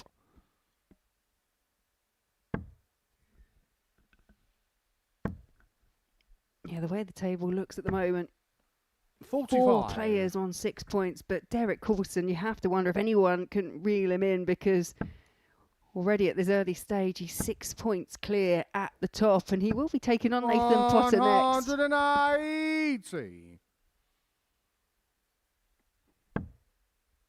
Yeah, and you can bet your bottom dollar that Potter will come out fighting in that one. 100. Nathan, of course, will have the darts in that match, but you're right, the way Derek has started today, it's ominous signs for not just the players in this group, 60. but the players yet to come. I just think that there's 1 or 2 more twists and turns to be had before end of play on Wednesday in this Group 8. Graham, It you require certainly wouldn't be a 121. surprise. And nor with this 1-2-1 from Hall, the way he's been finishing. 81.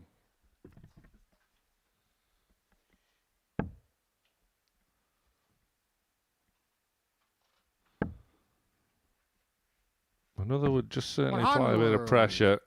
Probably the Graham, bare you require minimum that 40. Stevenson would have wanted from that visit. Hall, 2 10s. Wild. No score. Wayward. Simon, you require 96. Wow, what an opportunity missed for Graham Hall. Stevenson, 2 darts in hand to punish, but it's 9-9. It's not a given. 78. Well, that is a huge let-off Graham, for Graham you require Hall. 40. Just takes his time on approach. Big moment in the match. This is for a breaker throw. Again, it's wayward. Double 19. And again, it's wayward. 16. I mean, Simon, he's you laughing on require the outside, 18. but on the inside, that really would have hurt. Games That would on have the hurt third leg. even more. Simon Stevenson. Yeah, inside, he will be raging. 4th leg, Graham to throw first. Game on. For it to happen once to a player of Graham Hall's calibre is odd. For it to happen twice in a row. 96. Yeah, identical averages prior to that throw from Hall going into leg number 4. 96. Yeah, Graham Hall there, essentially 6 darts in hand to have led 2 legs to 1 to get the break that he needed. And now all the pressure is now reapplied to him, because he's got to find a way of holding throw and still needs to create another break opportunity. 140.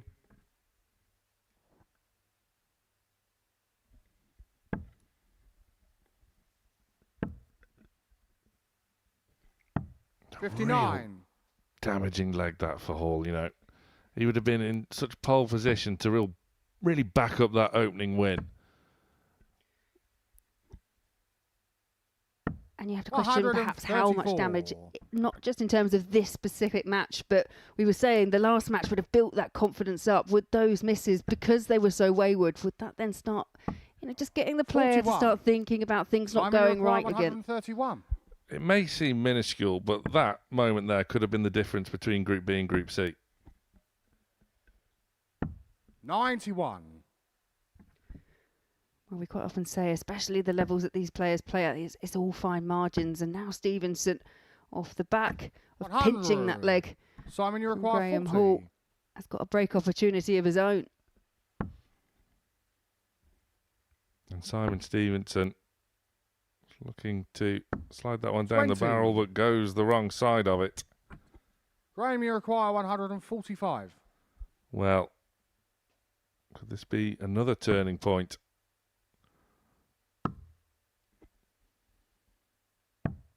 $87. Simon, you require 20. It's just not happening for Hall. Stevenson. Double 5. 10.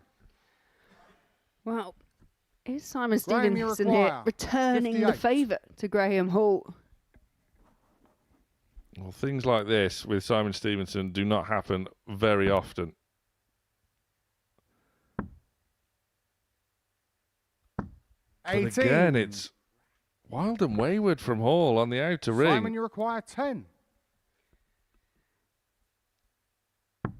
Game show on the And fourth this time he leg. is punished. Simon Stevenson. And you're right, I can't make rhyme or reason of it, and I don't know if Fifth Graham leg, Hall can Simon as well. Those 2-4 last first. couple of legs, those Game on. attempts at doubles, nowhere in the vicinity. It's like we threw him. We? 85. You're an England international. Yeah. 26. But, you know, I can attempt a double like that every so often, I'll be honest. Well, I did commentate on your group in Women's Week. See, it's a case in point. 137.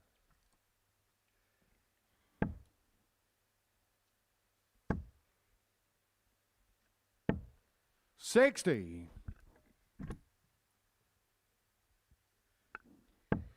Well, Stevenson now firmly in control.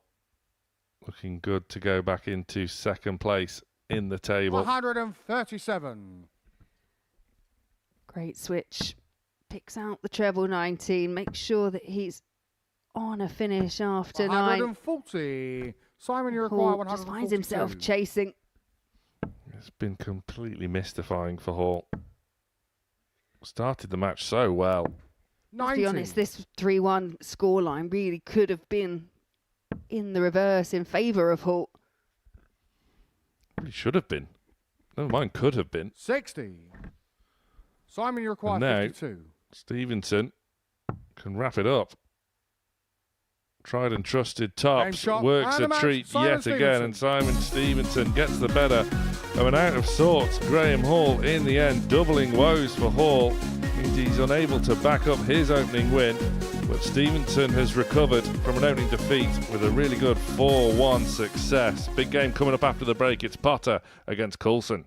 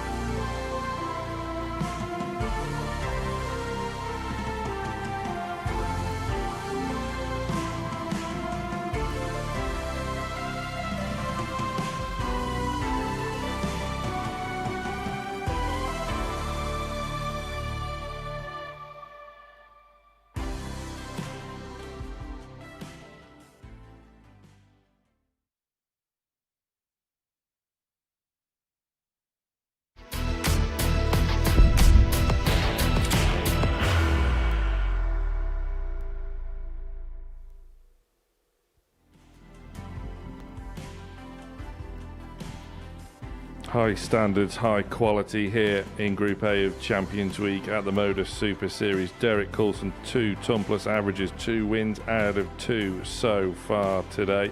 Simon Stevenson and Chaz Barstow recovering as well from early defeats. Graham Hall got an early win to his name. Nathan Potter yet to pick up a win today, but has been playing well.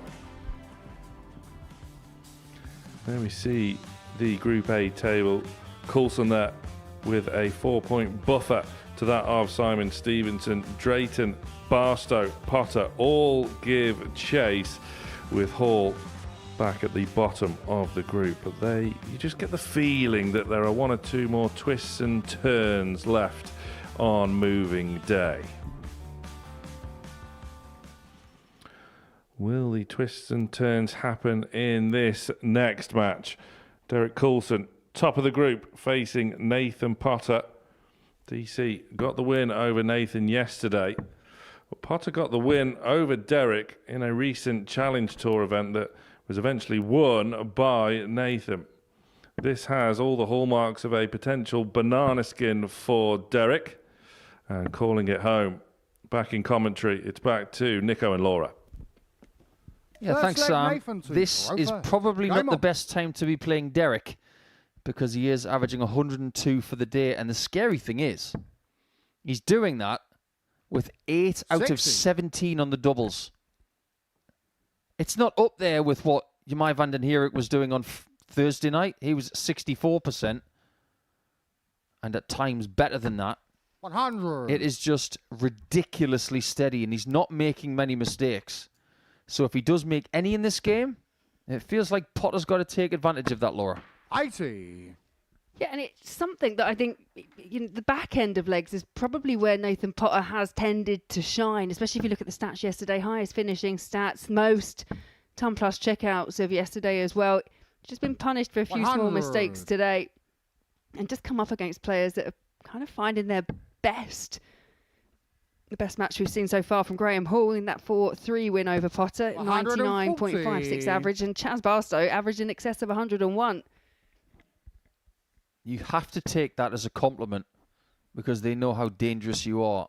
So it feels like they're peaking for when 55. They play you. But you can do the same against the table topper. The pressure is, if Potter doesn't, that 6-point cushion reappears at the top of the table. That then puts pressure on everybody else trying to chase. And then Derek can cruise a little bit, and that's where he's really dangerous. 85. Nathan, you require 116. Single 16, just about squeezes it in. 96. Derek, you require 161. Well, surely he's not going to find this. He isn't, and his name isn't Shirley.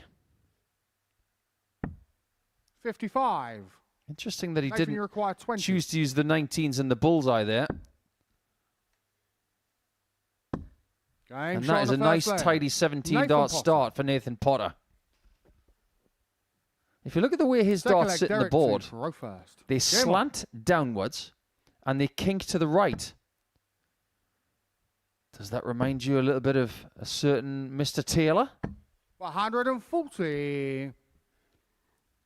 Yeah, but what I found so impressive, talking about the way that they land, is how he's able to actually... 85. We always talked about Taylor, didn't we, in the terms of the stacker and how he could place a dart above, but this understacking ability as well that Nathan Potter seems to have, because to me, some of the shots that he goes for, I think, no, you have to switch, but he finds a route through. Starting to understand why he's doing this. Because if you look at the flights when they hit the board, they have a little bit of a spin. 60. It's not a constant spin like it is for someone like David Cameron. It just means that the flight and stem setup can absorb what is being thrown towards it. 123. It makes a lot of sense. And he doesn't get to that point if he doesn't know his equipment. 100. Derek, you require 98.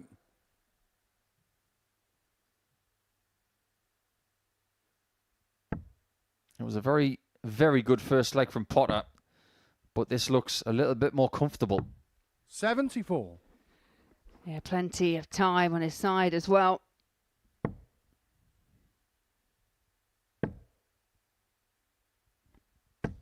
$60.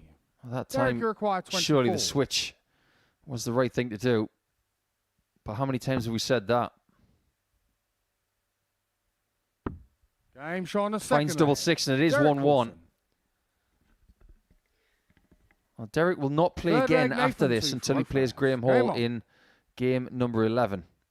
In that time, Jack Drayton plays twice. He's sitting on 6 85. points. So if Potter can do him a favour, Drayton, by the time Derek plays again, could only be 2 points behind.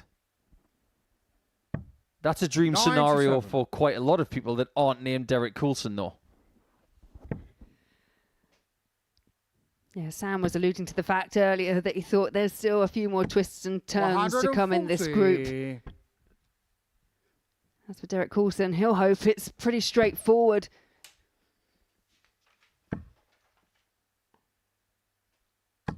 $100.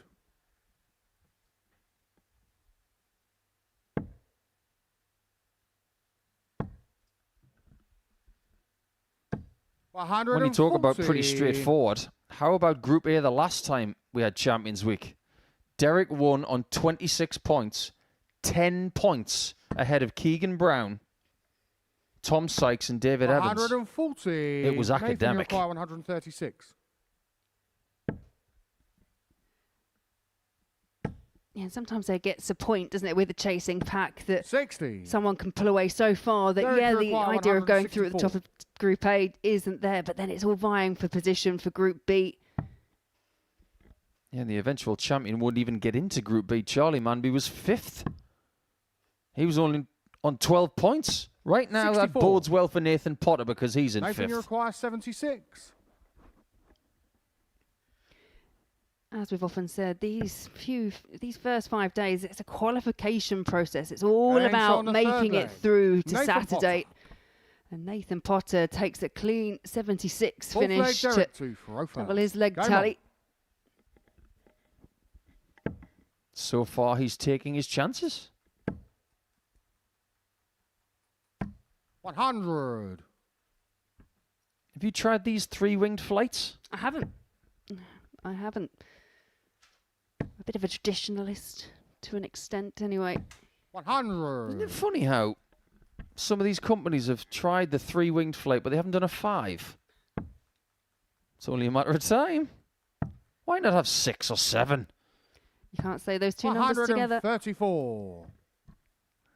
For everybody at home, Laura Turner's just done the 67 dance.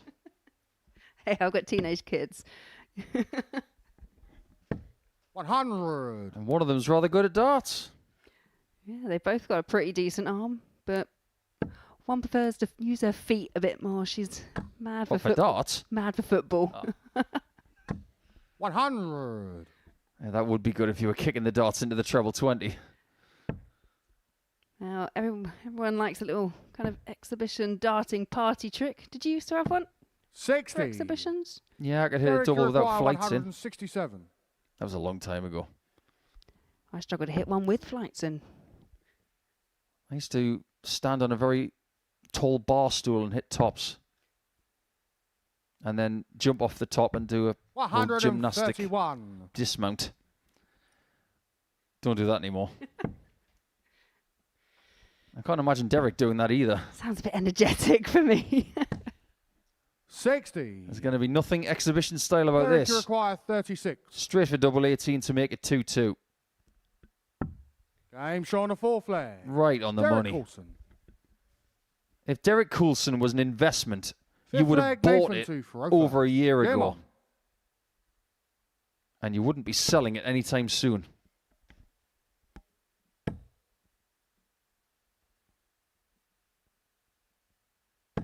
$60. He's like a more mature version and more bespectacled version of Stone Cold Steve Austin. 100. And he's just as lethal. I like the fact that that is a wrestling reference that I get. It's kind of a bit more my generation. 100.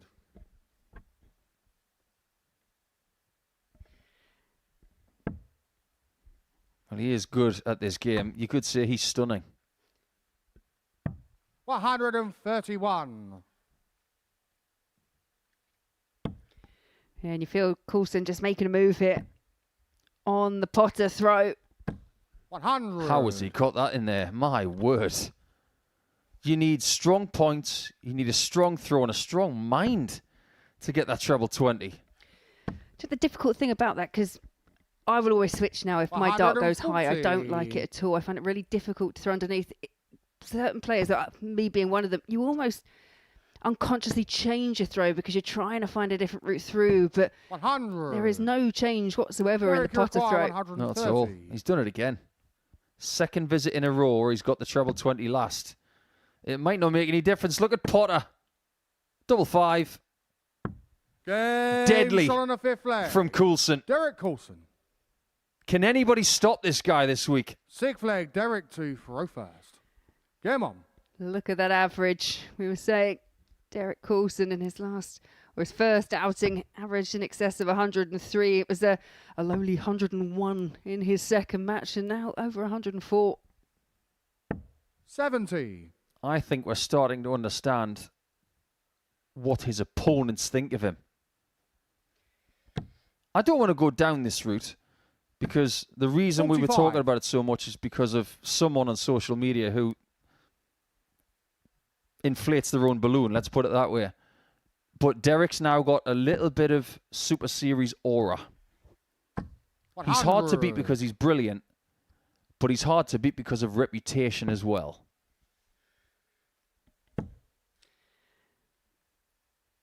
Yeah, I just think the reaction from Nathan 140. Potter that you just saw there kind of sums up what you're saying. It's a bit like it's inevitable. You feel like everything that Coulson goes for, it's going to go. 140. I think the most honest thing I can say right now about Derek, and I said this about Glenn Durrant before he won the Premier League, I said his window of opportunity 140. is pretty small because of old Father Time. Derek is 57. And the way he's playing right now, if he doesn't strike while this iron is white hot, it might never happen. 100. So now is his time, just like it was for Glenn about 5-6 years ago. If you don't strike now, it won't happen. 100. Derek, you Well, require he's looking 91. to strike here. 91 for the match.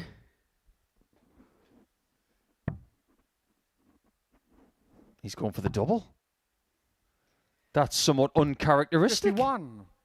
Nathan, you require I 76. like it. Little bit of flair. Unfortunately, it didn't pay off, and it could be punished here by Potter, who needs tops to level it up at 3 apiece. 56. That was his chance. That was to break back and have the darts in the Derek, last you leg. require 40. His reaction says that Coulson's going to win. He hasn't. He's made the biggest mistake of his day so far. Yeah, it's a quick smile because it was so 20. far off target, but Nathan, you we'll require focus 20. again to just tidy things up. But a real opportunity here for Nathan Potter. Double 5 and goes inside. Yeah, thrown in frustration. 15. Last star doesn't count. I think he might have stepped on the Derek, hockey you require before 20. he threw there. I'm not 100% certain, but it has been called a foul dart. Game shot. It didn't make Man any of the match, difference, Derek and Coulson. DC does get the victory. He hasn't averaged 100 this time because of the mistake he made in the previous visit. He will not care one jot, but it is fairly close to a 99.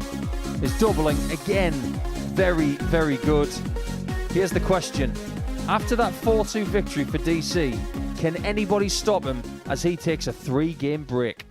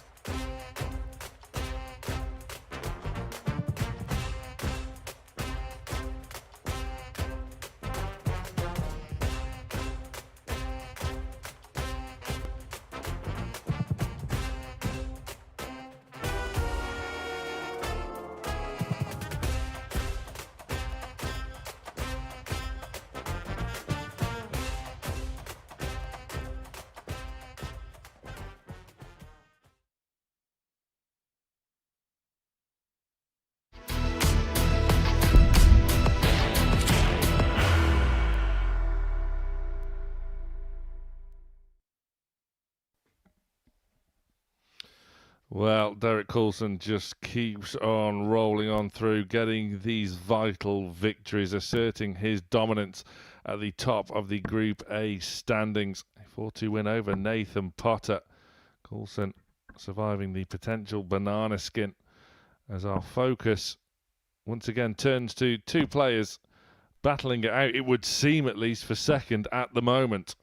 Still plenty more water to go under the bridge, but Nico, DC is looking very strong. He's looking very ominous, that's for sure, because even when he's made a couple of mistakes, he still averages just under 99. It's First three leg, figures Jack for the to day. throw first. The Get 'em doubling on. for the day is around 50%. As for how he's going to be caught, we have to take a break from it because he won't be caught in the next couple of rounds. 45. He's got a 6-point cushion. Interesting match, this one. Stevenson still currently in 85. second. Drayton did briefly go to second spot right at the top of the show this morning as the scoreboard just resets itself. But Drayton maybe feeling a little bit disappointed with how he's performed so far. Would that be a fair statement? Yeah, I think so, because he expects so much of himself. After winning Group A in his winning week and then being so good on the Saturday night, he will have expected, no matter who he's playing against this week, to win this group. But like we've said before, and you can point to Super Series history, to Jensen Walker, to Charlie Manby, for the likes of Jack Drayton and Nathan Potter, there's no need to panic. They could easily go into a Group B or C, still make it to Saturday, and then all bets are off. I think some of these players come into this week thinking, is this the only chance I'm going to get to win this title? Because they know how difficult it is to actually get here. But for someone like Jack, for example, if he's at this level for maybe a year or two, he might be thinking, I'll relax this week. First chance. I'm going to get plenty of opportunities. And he's not exactly in a bad position. No, and you know, we're around about the halfway stage of Group A. That 6-point cushion for Coulson could quickly evaporate. And there's one thing that really has emphasised that in Series 13. We had a runaway player in an earlier week in Andy Bartons. He found his way to a 6-point cushion on Wednesday. Not Tuesday, but Wednesday morning. He was caught. And he did not even make the Saturday. Things can change really quickly, but we are talking about one of the form players at this level in Derek Coulson. People are going to have to try and do their best and hope that Derek falters. It's unlikely, but it's still possible. Of course, Coulson still has to play the only man to have defeated him so far this week in Chaz Barstow, and the signs for Barstow are encouraging as well with his most previous performance. Absolutely. When you have 8 darts at a double in your first game and don't hit any, that could potentially infect the rest of the day. But the way he bounced back in Game 5, averaged over 101 and hit 4 out of 4, you couldn't have a better bounce back. So you wouldn't want to be Graham Hall in the next game, because he's the one who's got to go up against Barstow with a renewed sense of confidence. So Simon Stevenson still awaiting things to sort themselves out against Jack Drayton. So here's a quick reminder as to how Simon Stevenson made it to Champions Week.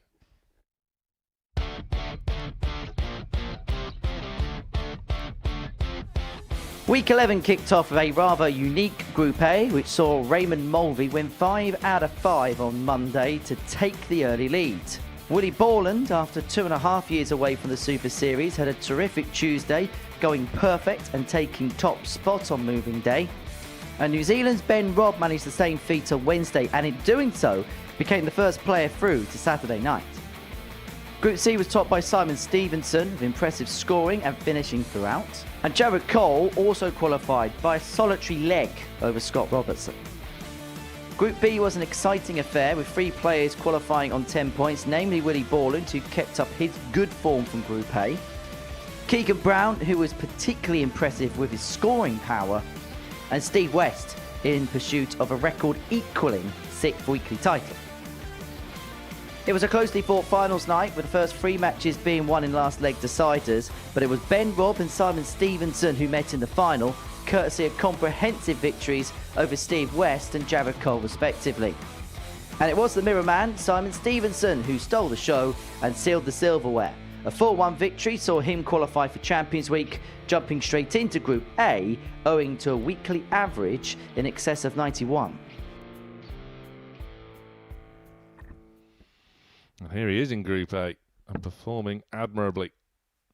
Thankfully, the technical gremlins have been rectified.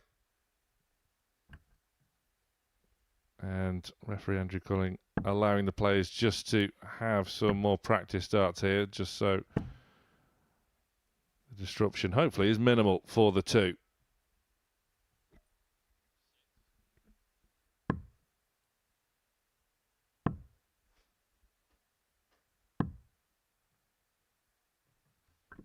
Yes, at referee's discretion, they are allowed practice starts. A pre-agreed amount of usually 6 or 9. With a disruption such as this, I mean, I hate to bring it up, but at least the lights haven't gone out. Not yet. Honestly, if I could go back to that 2019 World Championship, I would do things differently when the lights went out. How so? Or did you have a choice? Were you ordered to go off stage? I was ordered to go off stage, but I think I would have done things differently. I just felt a little bit lost because I was so in the game at the time. I was just trying to stay pumped up. I should have been more relaxed. Should have had some fun with it. So would you have maybe elected to stay on stage and just have a bit of fun with the crowd? Yeah, try and, get the lightning to come down or something like that and do a few Undertaker tricks just to try and get the crowd on side. Maybe that was just one of the days when nothing was going to work. I suppose it's not something you can ever really plan for. Not at all. I think that's the only time that the lights have gone out at Alexandra Palace. Somewhat symptomatic of what was about to happen in my career, really. So, just a quick reminder of the players who are yet to come this week in Group B. Jamal Van Herrick, the most recent weekly winner, of course, just last Saturday night, will be alongside the 6-time weekly winner Neil Duff and Keanu Van Belzen. As Nico, you mentioned, celebrating his birthday today, Keanu. Many happy returns. And then in Group C, over the course of Thursday and Friday afternoon, Scott Taylor, the former series champion. He is back in another Champions Week, along with Steve Green, who won the opening week of Series 13, and also completing that lineup, the dangerous Radek Zagansky, who of course is only in Group C due to travel issues. His running average from his weekly win would have seen him qualify for this Group A. So by virtue of that, do we make him as one of the favourites for Group C? I think we have to. You absolutely have to, but then it also depends on which one of these players in Group A drop down. You might get a bit of a surprise, a bit of a shock. As it stands right now, I know it's not a fair reflection because not everybody has played all of their quota in this round, but you could have Barstow, Potter and Hall in Group C with Taylor, Green and Sagansky. I mean, with my other life, my other work, my bookmaking hat on, I would sort of make Potter favourite for that.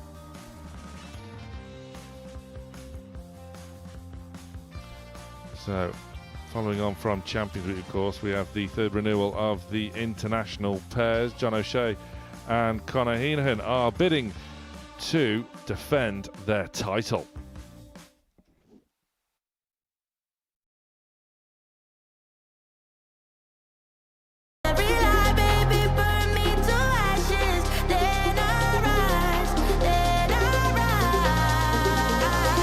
Set my body, all on my body.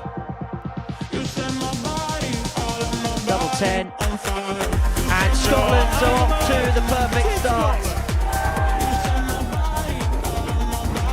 Look at the head there for Jimmy Vansky as Burnett steps up. And Richie Burnett does find double 10, and it is a 4-3 victory. 60 to complete a 4-1 success. Third time into the chart, and the Netherlands are into the semi-finals. History is in the making, because for the first time ever, there will be a pairs 9-dart shootout. Well, this is the loudest I think I've ever heard the live now. Steve West in this race again. Well, that might well be the biggest cheer we see tonight. And kicks off for maximum. And as opposed to one advantage of well, that is absolutely incredible. Scott Campbell in a 9-dart shootout has found 2 180s. So Scotland and Belgium are into the semi-finals. The Republic of Ireland head for home. The Netherlands are into the final. Much to the delight of this packed out Portland. And he only needed one more. It is Wales that is through to the final. And it's double Dutch delight. The Netherlands are the inaugural international pairs champions. Only one winner. It's the Netherlands! Really looking forward to next week, the third renewal of the International Pairs Week here at the Modus Super Series. Scan that QR code on your screen now. You can be here with us next Saturday night for the finals night of International Pairs 3.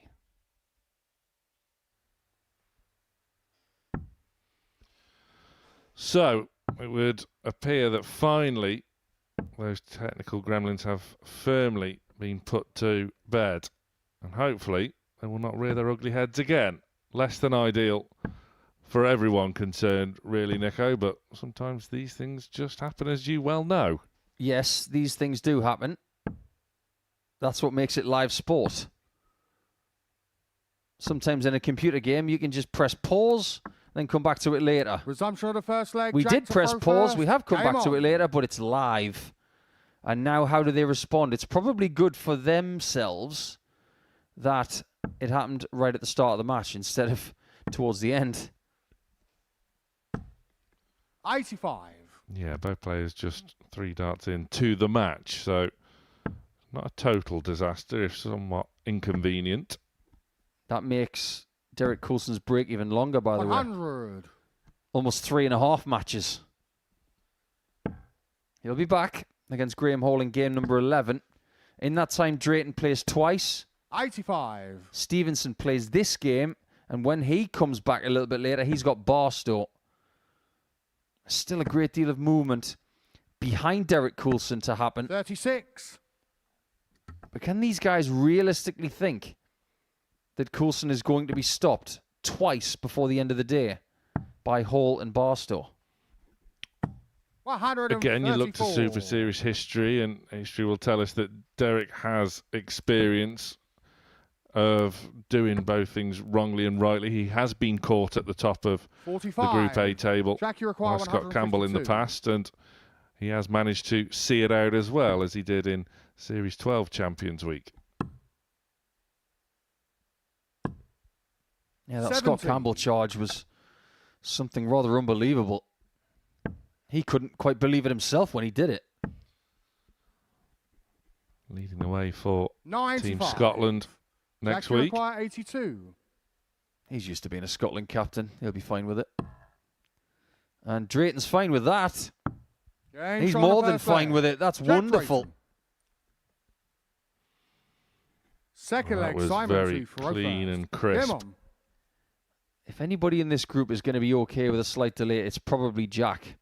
Because I'm sure in his young life, playing some wonderful golf, 60. he's been left on a tee waiting for someone to clear the fairway a few times. He knows how to handle it mentally. 99. And if we take those two situations, being stuck on a tee when someone's looking for a ball or maybe they're getting a ruling, and if you've got a delay in this game, 100. your automatic go-to thought is, I'll use my time constructively.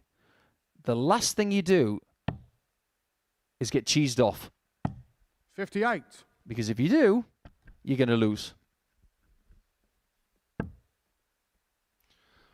Stevenson, of course, all the experience and know-how in the world of 121. darts. Yeah, before Ryan Searle really did pop as the best player in the southwest of England. Now a World Championship semi-finalist, of course. Stevenson was one of the best players from the 44. southwest of England. Alongside Justin Pipe. And all of the Bristolians. Because there are plenty. 100. We dubbed him yesterday a player's player. I think that is really apt and really accurate. Not to pat ourselves on the back too much. That's accurate. 60. Simon, you require 120. Well, there's the single. It's a valiant effort at the treble. 60. Halves his score. I think he'll be okay with that. 100. He doesn't want this single Simon, to be you too require high. 60. He'd like it to be just short of middle. Not there. Game shot on the second leg. He was playing Simon with Stevenson. fire with the setup shot, but he hasn't had his fingers Third leg, burnt. Jack 2 for He a brings first. himself level. Game on. Yeah, he plays with fire and he's more like the Human Torch than someone who gets burned. One of the benefits of actually missing the single 20 there was that tops was open. 97. Didn't have anything in the way. So there is a bright side to that shot. Even more so if you hit it. Doesn't have a full extension on the arm. 100. It's always a shudder. The arm still stays at about 30, 35 degrees. There's a lot of wrist action on the way through. 84.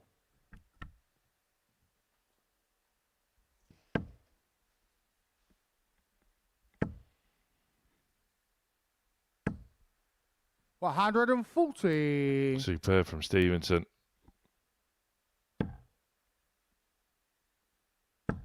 They're both making a move now. That treble 20 is at their mercy. 140. A few more people getting in on the act on the ton plus average record today. Barstow's there now. 83. DC's there now. Potter was there yesterday. I suggest the others get involved as well.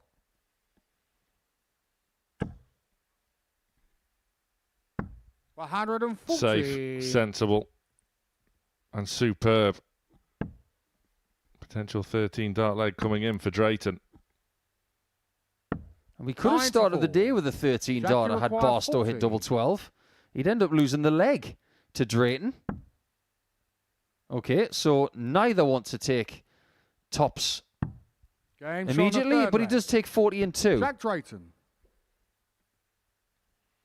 Fourth leg, Simon 2 for first. Game on. Similar outcomes. Eyebrow raising. Everybody knows where the camera is these days. I blame Conan Whitehead. And I'm going to do so from about 2.5 hours 60. drive away.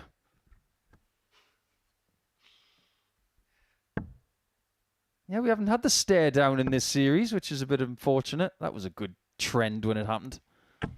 60. Mightily unnerving from Whitehead. Staring a hole in your soul. It's still there for me. I'm like Swiss cheese. 100. What has been the trend of this series? Well, we thought it was going to be the series of the underdog, and then, 91. of course, the Group A curse was well and truly lifted. Drayton was one of them to win Group A, and then convert it into a weekly win on debut. That was another myth that was sort of busted as well. Debutants struggle here, not a bit this series.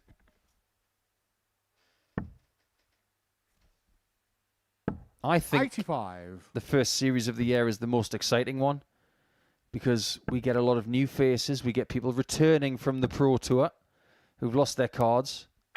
100. And it does set the tone for the year. It may even set the tone for what happens over the course of the summer. And the summer will start with international pairs next week, which is going to be wonderful. It always is. 133. Simon, you require 106. Stevenson then. Treble 18. Well, that was an interesting ploy. 50. Explain that one. Maybe he liked Jack, the you require marker. 132. I can't say that I've ever seen Stevenson do that before. From our vantage point, the marker didn't seem overly appealing. Neither is this. 84. It's decent pressure Simon, in the you require end. 56. Stevenson hit his first double and he's hit one on approach. 32. He wasn't expecting to go for double 12. Jack, And you there have been require problems 48. for people hitting single 16s here today. Drayton himself has missed it twice.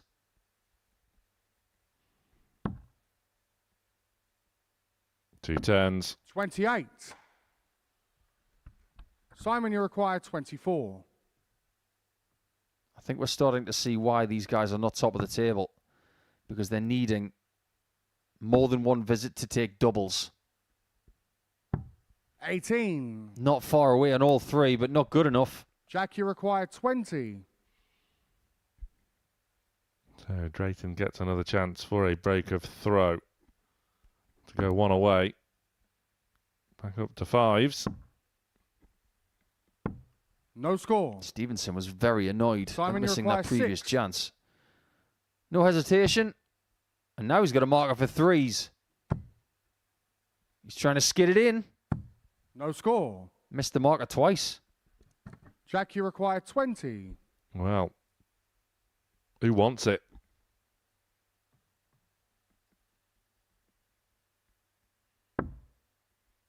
Again, back up to fives. This time just half a step back from Drayton.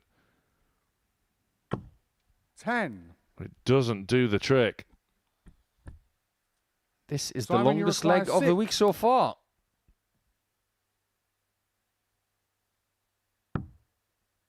Now he's got a different type of marker. And this Game one shot he on the can fourth use to leg. make it 2-2 Simon on double Stevenson. 2. Well, Fifth leg, Jack 2 for both Ofer. men there will be Game on. wanting to put that leg firmly out at the back of their minds. Oh, Desmond would have loved that leg. 2-2s for 2-2. 100.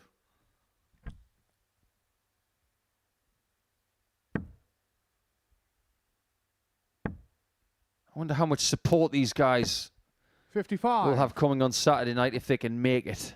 It's very much an if at this point in time, but this place is going to be bouncing come 7 o'clock Saturday night. Well, normally this is where I would 45. do my thing of come and get your tickets now, but the truth of the matter is I can't. It's sold out. It's a sellout here Saturday for Champions Night. And it'll be a sellout next week as well at international pairs. It always 60. is. Yeah, there's not many tickets left. Who's your pick for international pairs next week, by the way? 140. I'm going slightly left field with my pick, you know. I'm going Team Germany. I'm with you there. They're very useful, especially Paul Kroner. He is in 85. such good form. I think that is just an under-the-radar side that can do a lot of damage. 140. The German players are having a very good time of it right now. Daniel Klose recently won on the Challenge Tour.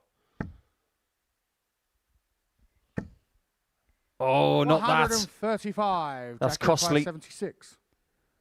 He has not left to finish. It is double 10 again. And he gets it Game first shot on time the this fifth time. leg. Jack Drayton. Much more like it from Jack Drayton. Sixth leg, Simon 2 for first. Game on. Now Drayton once again senses a real chance to elevate himself back up that table. 100. I don't think it's lost on Drayton that his love of golf. He actually shares the initials of a 2-time major champion. One of the most infamous golfers in history. 86. John Daly. Won the Open in 95 at St Andrews. And there is your ticketing link. If you'd like to come to International Pairs next week, I 45. suggest, and Sam does too, that you get in quick. Yeah, it's going to be a fantastic night. It's going to be a fantastic week. 2 100. of the best weeks back to back here at the Modus Super Series. 100%. And if you need something else to sell International Pairs, Richie Burnett's going to be here. 100. Again, with Kurt Parry, surely this could be their time. Surely this time. 96. Yeah, if Richie Burnett wins next week, it's going to be portable noodle pots all round. 100. See what you did there. Maybe with slightly different water. That would be the dream. 133. Signing Drayton require 156. has just found that little bit extra. Well, Stevenson 82. was almost an act of defiance, require but Drayton 86. can see this one out now. And right now, 88 for the win. Game shot. He does And a not match, hesitate. Jack Drayton. And Jack Drayton, who does have a possibility of getting closer to Derek Coulson in the next hour, has got one part of the job completed by beating Simon Stevenson by 4 legs to 2. When we come back after the break, it is going to be Barstow up against Graham Hall.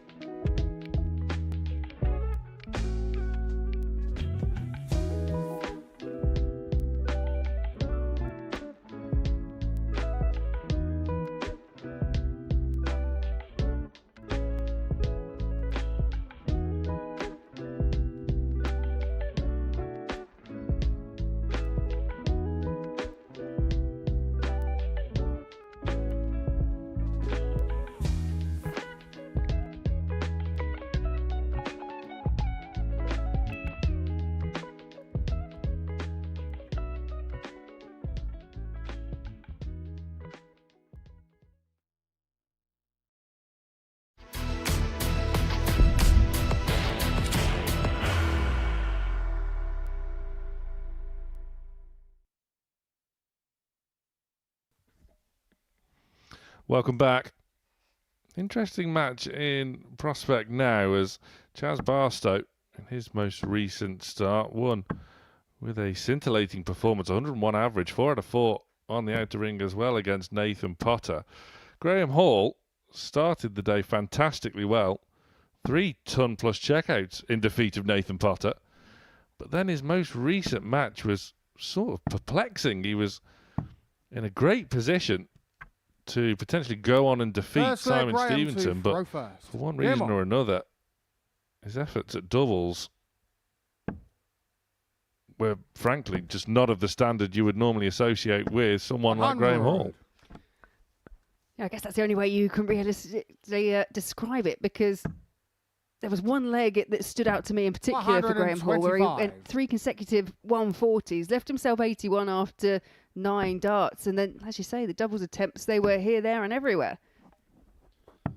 40. For me, it's just, he did so much hard work in that first game, 3 ton plus checkouts, the confidence, you could see it was there in the next match, and I just wonder how much that's been knocked because of the missed chances.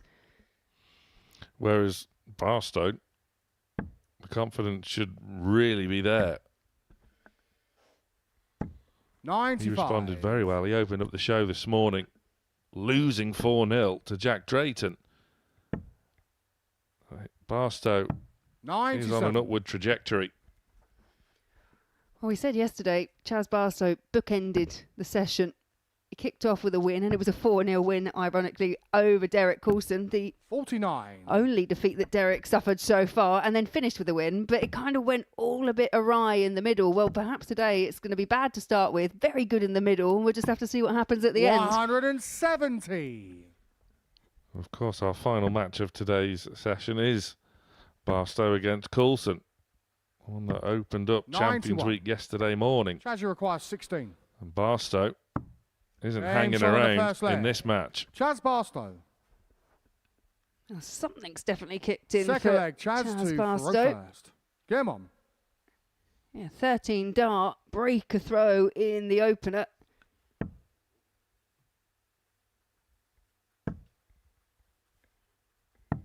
$82. It has to be a matter of time before the fortunes of Hall do change. He applied 43. himself well yesterday. Didn't have a great deal to show for it. It felt like the tables were turning for him in his opening 86. match, and as we've discussed, it didn't happen for him against Stevenson. There's still a long way to go in this group.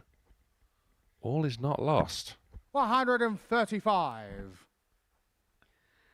No, realistically, you look at the table as it stands at the moment, and Graham Hall at the bottom of the table with 4 points, Derek Coulson at the top with 14, 10 points adrift. It's not impossible, but it feels very unlikely that he's going to be able to threaten for that top spot, but he can still try and get himself up the table and into a position to be in Group B as the week goes on. Exactly. 3 from 5 from Group B, and plus in Group C, where it's 2 from 6, you have Radek Zagansky, 60. we were just talking about in the previous match, had one of the highest qualifying averages coming into this week. It's only due to his travel issues that he's playing in Group C in the first place. He should 99. be in Group A. Chaz, you require 150. Yeah, it's not the most welcoming prospect, is it, for the 3 players that finish at the bottom of this table?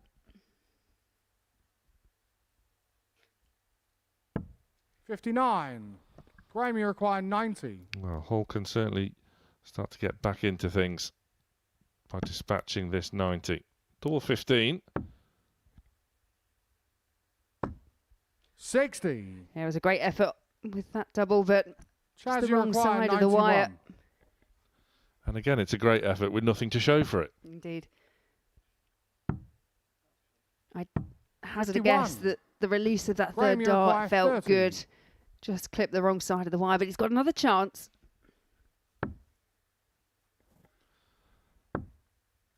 Game shot on the second leg. Graham Hall. Can reap the rewards. There was an argument there to potentially split and Third go leg, Graham 10 for chief, double, go but first. he felt good. Game He on. felt as though the previous visit should have resulted in him winning the leg. He's got the leg, nevertheless. And he's straight back into the trebles. 100. Now, I quite often think sometimes with those awkward doubles, if you're confident, every double's the same size. I know we say that, but obviously if you go the wrong side of the wire, then you find yourself in a bit of trouble. But I'd aim high at the bed for a double 15 so that if it does go a bit too high, subconsciously perhaps just pulling it into a 10. Yeah, double 15's becoming more fashionable 60. now. Well, it has been made very fashionable of late, haven't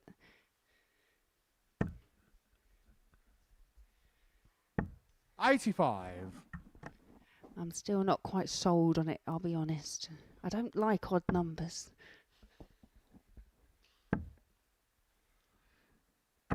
60. Again, cursing his luck, the G-man, Barstow. Just peering around. 100. Has to settle for a ton, would have been wanting more following that opener.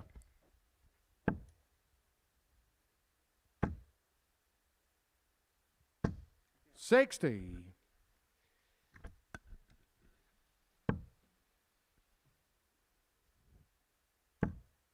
Both players just finding themselves chasing 38. a big treble.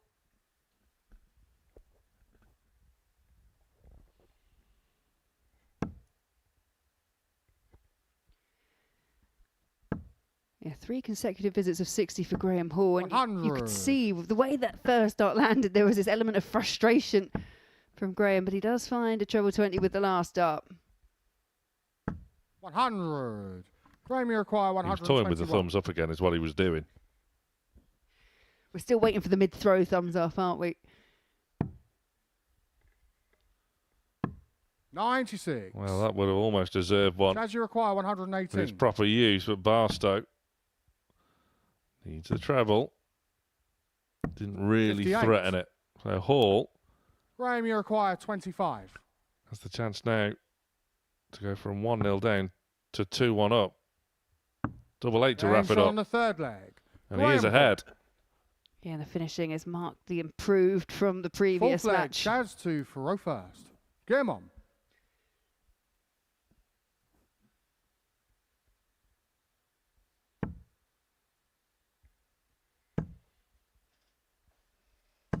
$140. Solid start. Barstow still has Stevenson to play as well as Derek Coulson. 140. Hall's next match is against Derek himself, and then rounds off his moving day with a encounter with Jack Drayton. 55.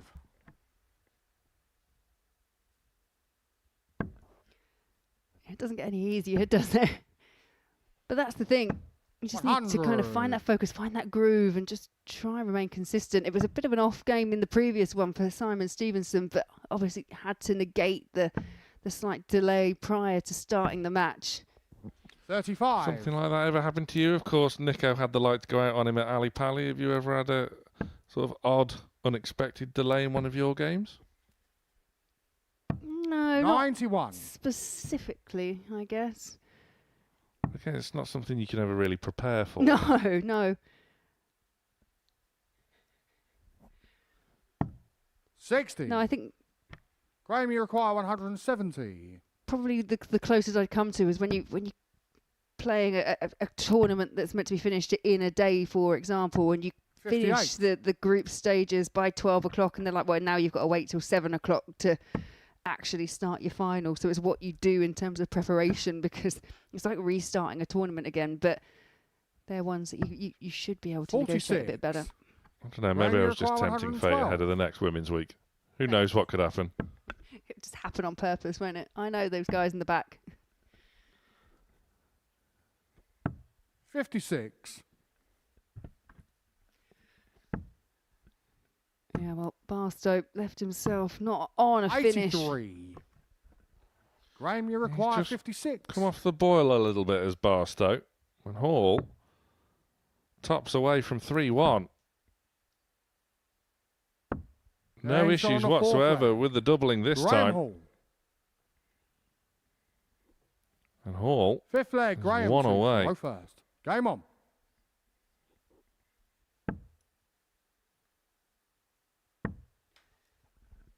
I was just having a quick look at 85.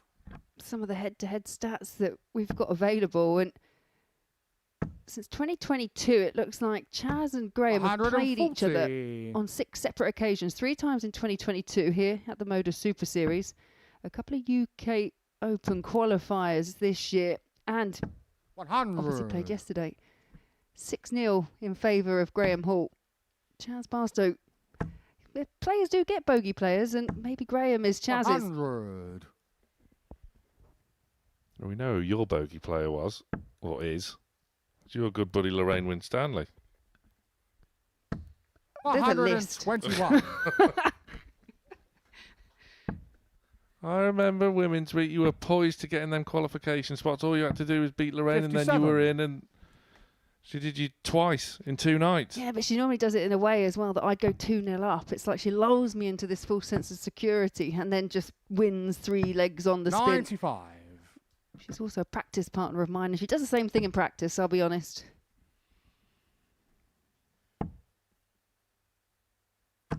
100. Graham, you require Hall 100. certainly got one over Chaz Barstow, it would appear, and he can do the same again with Game tops, shot. And and that a is match. as Graham clean Hall. as composed as Graham Hall has been this week. He's bounced back strongly there, has Graham Hall, and that win will certainly put him in good stead going into the rest of his Group A campaign, and indeed the rest of his Champions Week campaign. Hall gets the 4-1 win. As we head into the break off the back end of it, it's Jack Drayton against Nathan Potter.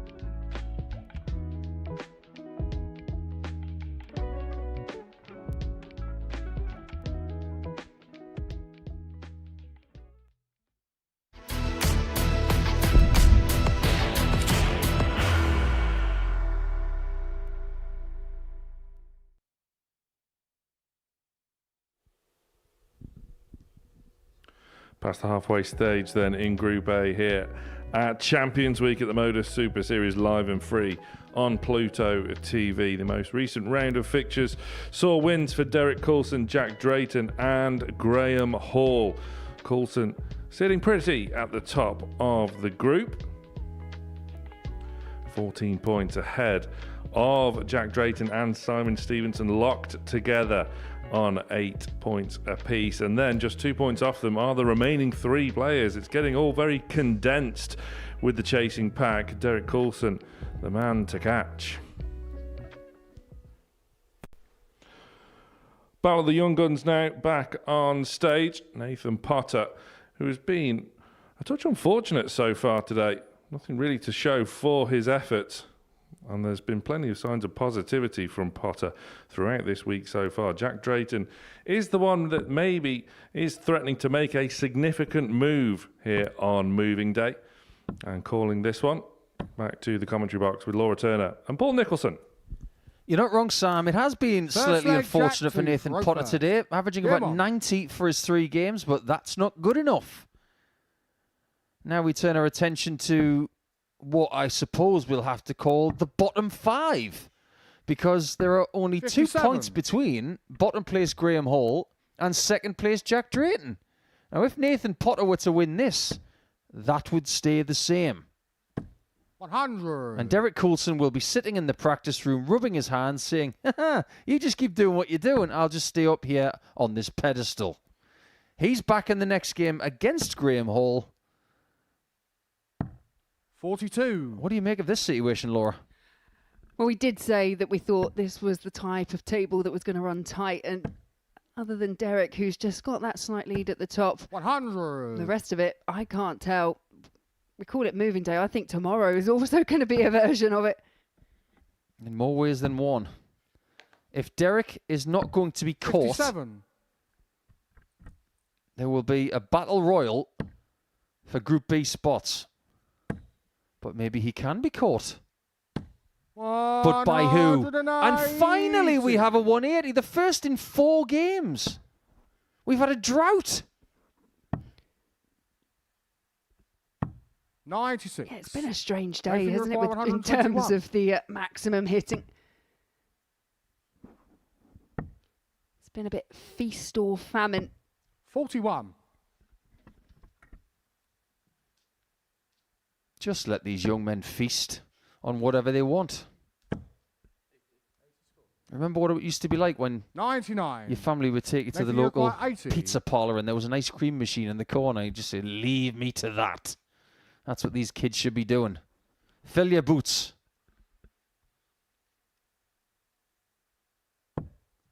40. Well, that's a bit of a Jack, messy you visit, require but it does 150. get into a double potentially. Couldn't repeat the feat he did yesterday. Was in this position against Nathan 90. Potter and reeled Nathan, you off require a 40. 160 finish. Game shot on It the is first leg. Nathan Potter who Nathan gets an Potter. early break on Drayton. Now, Suffolk had Second a leg, pretty good Nathan day to yesterday, and I'm not first. talking about Nathan Game on. Potter. Andrew Gilding was almost public enemy number 1 in darts yesterday, taking out Bo Greaves in the quarterfinals of a Players' Championship event where she had beaten Raymond van Barneveld and 55. Jonathan Clayton and a couple of others. So well done to Bo for making the quarters, but Gilding would make his way through to a later stage, but would still not win a Players' Championship. 90. He's from Suffolk, of course, and there have been plenty of good players from that part of England. 100. Don't even get me started on how many dart players have come from Lancashire. A hotbed of darts, to say the least, 133. for the last 60 years. Yeah, it always used to be that classic final county match, 60. didn't it? Lancashire versus Yorkshire, the hotbeds of darting talent for many a year, as you say. We did have a White Rose on the stage on Thursday and Friday in Lewis 100. Pride. He had a bit of a strange couple of days. Didn't win a game on Thursday and won all 4 on Friday. Just missed out on getting through to 100. Saturday, but The man from the Red Rose County, currently 1-0 down to Potter. 60.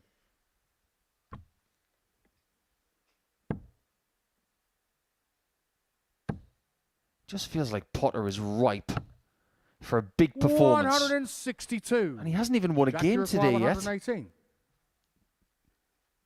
Might depend on this. Treble 16 for Bull. Nice bit of lateral 70. thinking. He just couldn't find the end Nathan, you product. require 24. Yeah, good thought. The execution And not Sean, there, the but second nothing leg. wrong with that Nathan from Potter. Nathan Potter. Third leg, Jack 2 for row first. Game on. Yeah, and you have to say, Nathan Potter hasn't done a great deal wrong today. He's just run into big performances. We mentioned it previously. The likes of Graham Hall found his best game. Chaz Barstow 85. then found his best game against Nathan Potter. And Derek Coulson, well, I guess in a bit of an ironic twist, found his worst game of the day with a 98 average. But 100. I think that's just testament to how well Derek's been playing. Indeed. DC is still on track to beat the record of points 81. amassed in a Group A in Champions Week. He's going to have to win every game from here, but it's still possible. Yeah, but we didn't see this group being 140. dominated by one individual player. It is so far, but we're only just past the halfway point like Sam just mentioned. 180. And they're both getting 180s now, which is great to see. But I think Potter's going to be on something better. Maybe he should have been. Jack, you require 155. Yeah, after that first start, he would have wanted to have been, he would have expected to have been treble 19 for double 19 for a 155. 136. That was a very good effort. Nathan, you require 161. Well, it could have been better, but it's still a shot.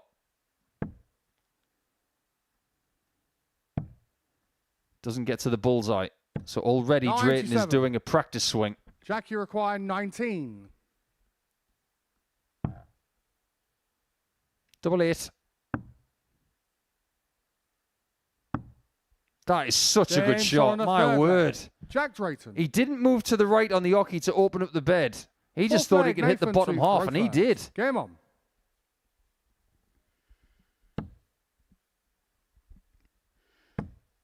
And just saw him there, a kind of understated way of 100. just trying to fire himself up in the background. How big a part of the game is it, Laura, when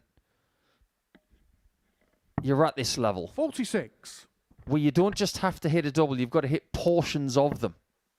So let's say you block tops, you might have to hit left or right. So you might have as little as a third to aim at. Double 8 right there. Jack couldn't hit the middle, so he's got to hit the bottom. Is this something that people should be practicing, in your opinion? Yes, it's strange. 100. Sam and I were talking about not the same thing, but if there's an awkward double and you feel like you have to go for it, I will always aim for a portion of it. For example, if it's double 19, I will 57. aim towards the kind of double 3 area, because I know if it goes in there, it'll leave me 32 as a preferable double. Obviously aiming for the double 19, but we know that can be some lateral drift. Same with a double 15, aim at the top of the 95. bed. So whether players do it consciously or not, something I would look at trying to learn. Absolutely a great point. There are certain doubles on the board where you should be going for a certain 180. portion, not the middle.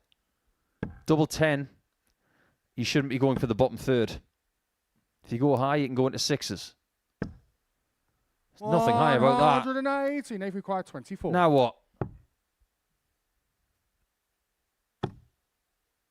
Surely not. 12. I really thought he was going to hit that. We still managed to get it underneath. you It was just a require bit 80. slightly overcooked. A maximum left this shot. Potter thinks it's going. He was And right, shot on the fourth because that's leg. what's happening to him Jack today. Drayton. Great Fifth leg, sportsmanship Jack 2 for between the first. two. Potter just Come on. acknowledging it. I'm sure he didn't want to. I think that sums Nathan up. He understands that 260 points in 6 is an excellent effort from Jack. and he sticks the fist out as if to say, yeah, good shot, but he 59. didn't want to. It shows a little bit of class, I think. Absolutely. 100. We've seen it quite a lot from Nathan. We saw it when Nathan was playing Derek earlier, that acknowledgement that you think this is definitely going to go.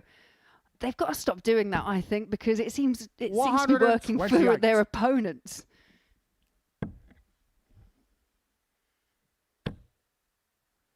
I spent most of my time saying to myself, give me a 60. shot.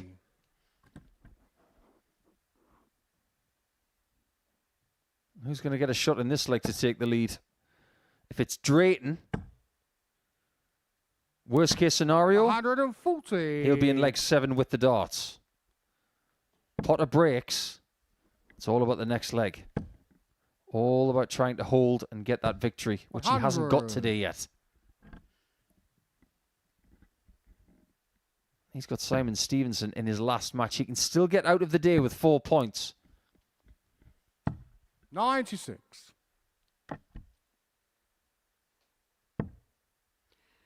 Yeah, he'll probably be feeling at the moment that he's got this bit of a target on his back. 140. Jack, you require 78.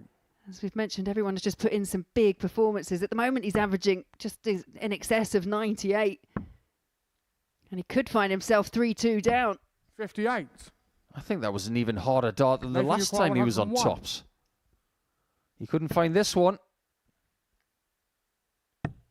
It's not double 12 this time, and Potter 41. could be 3-2 down, needing Jack, to you break, require then 20. hold to get that first win of the day. Game shot on the 5th leg. Jack When he Drayton. throws those darts, it's so pure. There's no wobble when it hits the board. 6th leg, It travels Nathan with 2 for such first. purity. Game on.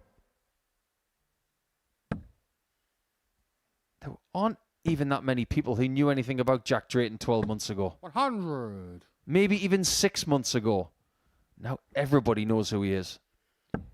Yeah, and I just think there's going to be more and more young players that are coming through the systems that we've got available now. You've got the JDC, you've got the 86. Development Tour, you've got all these platforms, including the Modus Super Series as well. We've had Rising Stars Week here at the Super Series. 60. Yeah, the winner of Rising Stars, Henry Coates, was in a final in week 1, lost to Steve Green. That seems like a long time ago now. It does indeed. 134. A couple of days and we'll be seeing Steve Green. He's going into Group C. Downplaying his 100. chances more likely. That's what he tends to do. He'll be here to enjoy himself and do his family proud when in fact that little gremlin inside his belly will be saying, 57. go and win. He really did go under the radar week 1. I think he was outside for most of the days and he had to really rally to get through his group. 100. And then something just switched on finals night. Saturday night he was excellent. One of only 2 players in the entire series who won 96. his Saturday night, Nathan, you require having not 141. won Group A, B or C en route to that Saturday.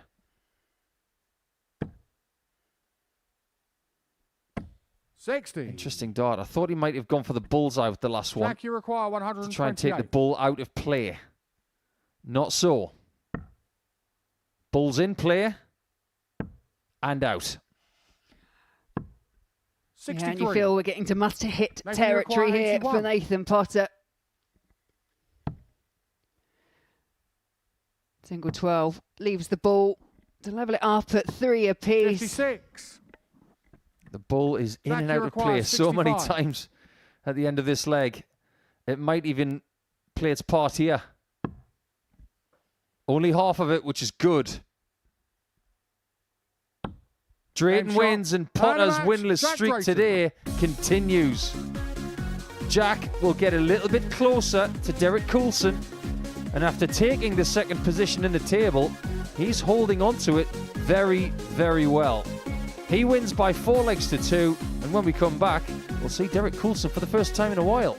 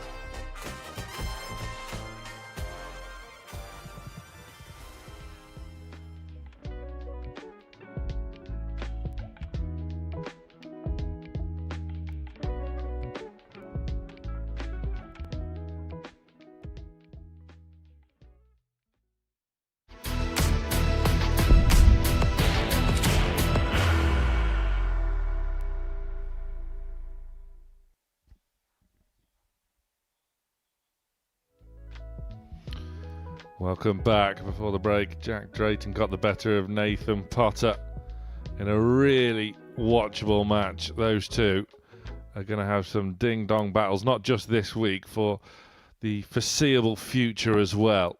But our attention now turns back to the Group A leader. Derek Coulson has had a bit of waiting to do. He's had a break since his most recent game, which was a 4-2 win over Nathan Potter, who's been completely luckless throughout the day today as young Nathan. He faces Graham Hall now, does Derek, and Graham has been blowing very hot or blowing very cold. He was brilliant in his win over Potter. 3-ton plus checkouts, the difference between him and Nathan in that one. And he blew very cold against Simon Stevenson.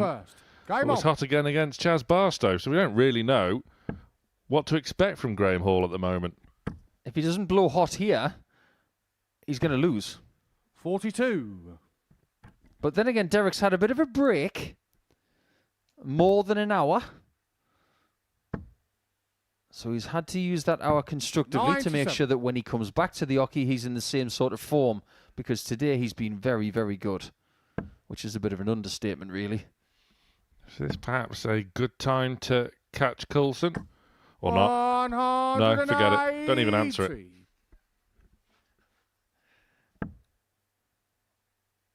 You guys are close. You asked the question and he answered it. He didn't even hear you. Well, if Derek does get the win here, which probability suggests that is a distinct 43. possibility. Yeah, the feeling that we may have poked the bear a little bit yesterday. Adamant that no one is running through the card in this Group A. Derek 58. still could today. Yeah, but he agreed with us. And it didn't seem like a reluctant agreement. It seemed genuine that he thought there's no way that someone's going to have 5 out of 5 in this company. 96. But then again, this group is not supposed to make sense. Nathan Potter's bottom. We're talking about a player that was 28 points from 30 when he was winning 58. his week. Derek, you require Welcome to Champions Week, 140. where it's decidedly unpredictable. Steps across in search for another, which he finds. All looking on expectantly because the outcome was on the first inevitable. leg. Derek Coulson with a 140. That is why he sits top Second leg, of the Graham table. for first. Game on. Okay, let's have this debate. Let's do full 2026. Is he a world-class player? 140. I'm not hesitating. He is. This has been going on for 2 years. This is not something that's happened over the course of the last 2 months. It's 24 42. months plus he's been doing this stuff. The questions was how would Derek react in playing 81. more and more regularly at competitive levels? You know, last year he was saving his best stuff for here, really. Never played in an ADC. I mean, it would be quite funny, really, were he to qualify for the ADC Global Championship without ever playing an ADC event by winning this week. Doesn't really play anything WDF-wise. Plays in his local league with me. Plays Super 40. League. The odd appearance for County, the Salopians.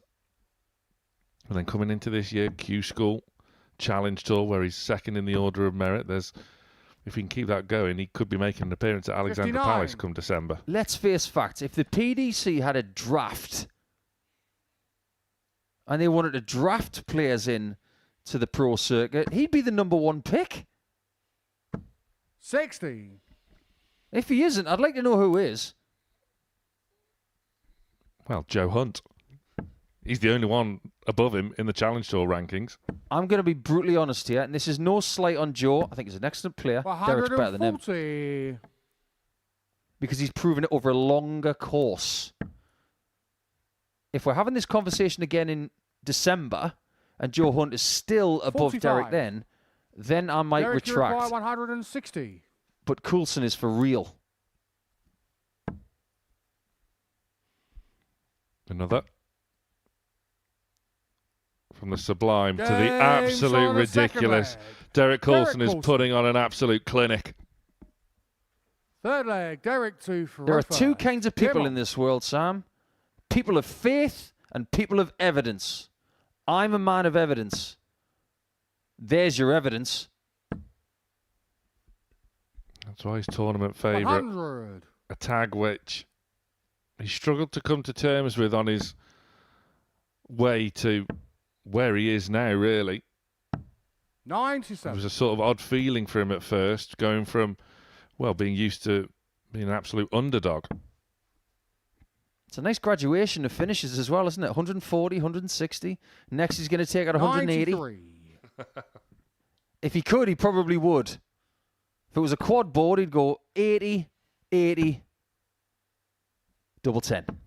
60. I think we're getting to the stage where the people behind him don't believe they're going to catch him. Yeah, there's every chance we're coming into tomorrow and 118. 5 players are jostling for position for groups B and C. And I'll say wholeheartedly that when he went to the 3-winged flight, I thought, oh, I don't know about this because he's playing so well with the other ones. 140. If anything, I think he's found another level. Yeah, he's always been that way, experimenting with different things, with different flights, different stems, different barrels, different points, just to eke out that extra 1 or 2%. 174. And this is the result. I've seen some great daily campaigns, but this is right up there. 100. Derek, you require 16. This is a 3-figure day. Whether he's playing in the British Legion in Market Drayton or on the And so Super on the Series third leg. stage, Derek Coulson. Derek Coulson is exactly the same. 15, 15, Fourth 14, leg, Graham 2 for 102 and first. a Game on. half average. And he's played better than this today. 96. If there are people who are at the PDC Pro Tour today, they might be thinking, I'm so glad Derek's not here. 100. Well, again, it's worth bringing that point up like we did yesterday. Derek, along with Nathan Potter, turned down Pro Tour call-ups to play in this Group A. 60. This is how much Champions Week means to them. Do you want to play 15 games over the course of 3 days, or do you want to risk that and maybe play 2? That's the thing. It's about 60. having an opportunity of something that you might not get a chance of ever again. Now, Coulson's going to get another chance on the Pro Tour. So is Potter. But we don't know what is around the corner. This might be the 60. last chance to get to win this. And even then, you would have then run the risk of dropping into Group C, where you have the likes of a former series champion in Scott Taylor and Radek Zagansky, who, as we've mentioned, should be in this Group A as well. 57. They're backing themselves. I really hope Scott Taylor's going to bring the snarl this week. When he's on form, there's not 45. many better players to watch.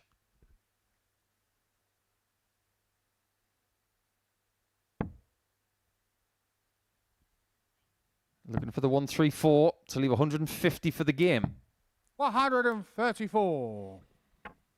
Well, it's breathless stuff. Question is, how does he take it? Because the other two 60. checkouts he had, 140, Derek require 160. This is the 150. one in the middle.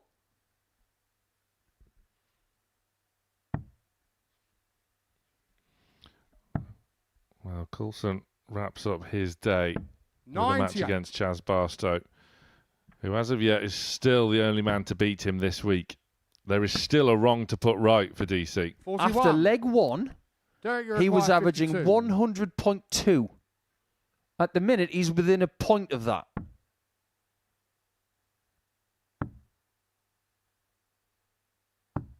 $36. I think the entire world is shocked that he didn't hit that Graham, double you require 16. 139. Well, that would have had the potential to put the cat amongst the pigeons for Hall. 59. Derek, you require 16. Coulson now for a whitewash win.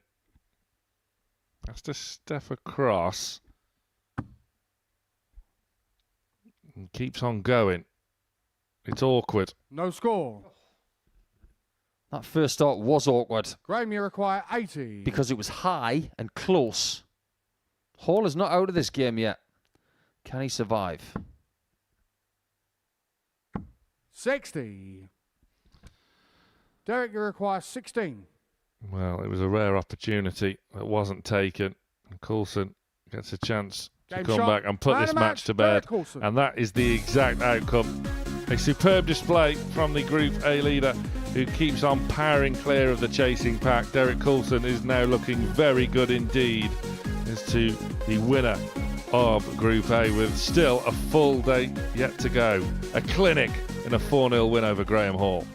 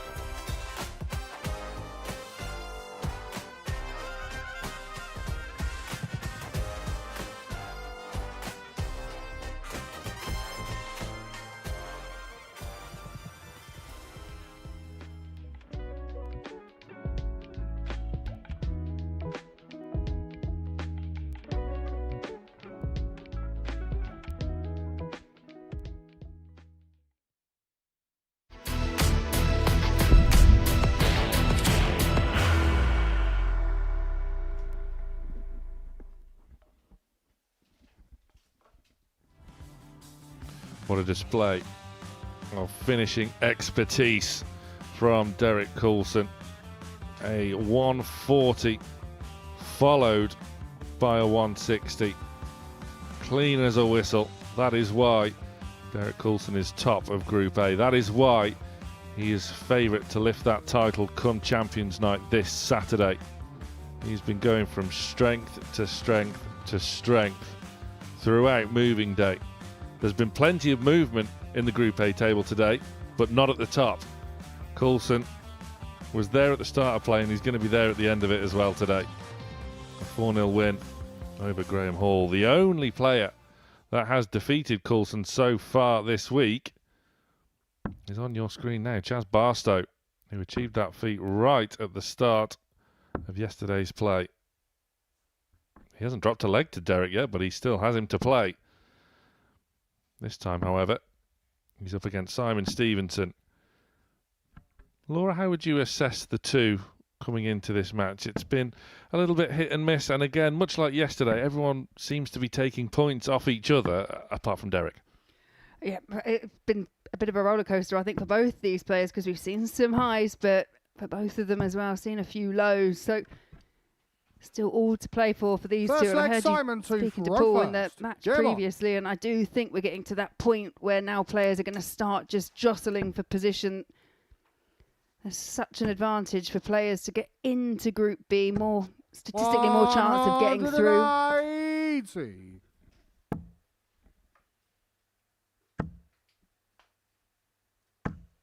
$81. Well, Stevenson has started strongly, started perfectly. 140. Well, if you can't back it up with another max, a 140 is not too shabby. 55.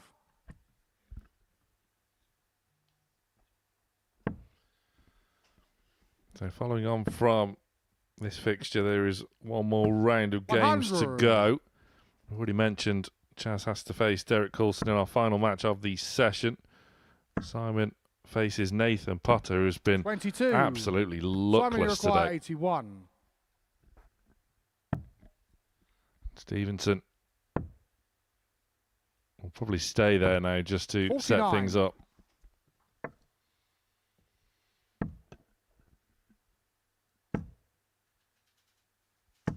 $123. Potential Simon, 13 you double require leg 32.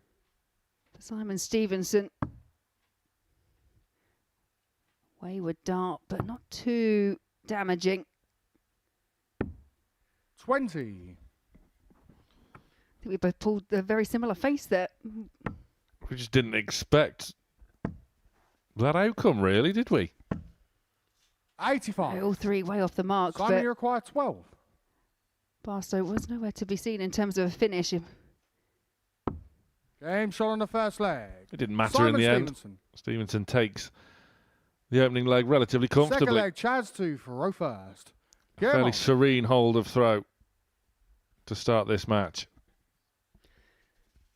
Coming into today, we were discussing Simon Stevenson and saying he's just like Mr. Consistent. He had a bit of an off 96. game in his last one. He lost 4-2 to Jack Drayton with a sub 80 average, but I do think there was a bit of a delay, wasn't there, in the match actually starting, and perhaps that was unsettling for him. 180. And if it was unsettling, then he's settled back in again, hasn't he? Yeah, he's back into the groove. 93. The Mirror Man back in the business trebles again and again. 123. Almost like he sped up as that potential 180 was going in. 121.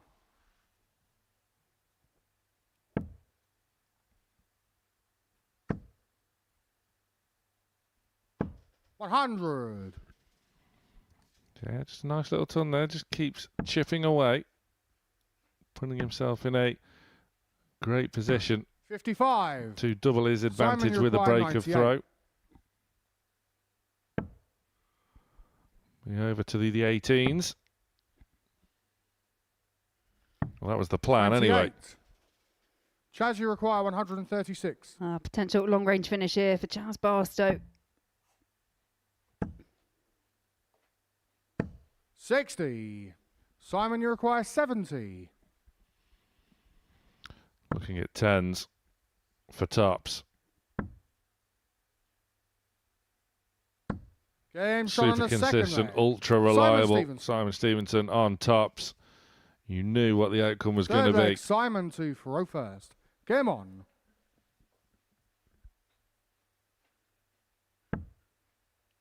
Yeah, Simon Stevenson, a win here would put him up onto 10 points.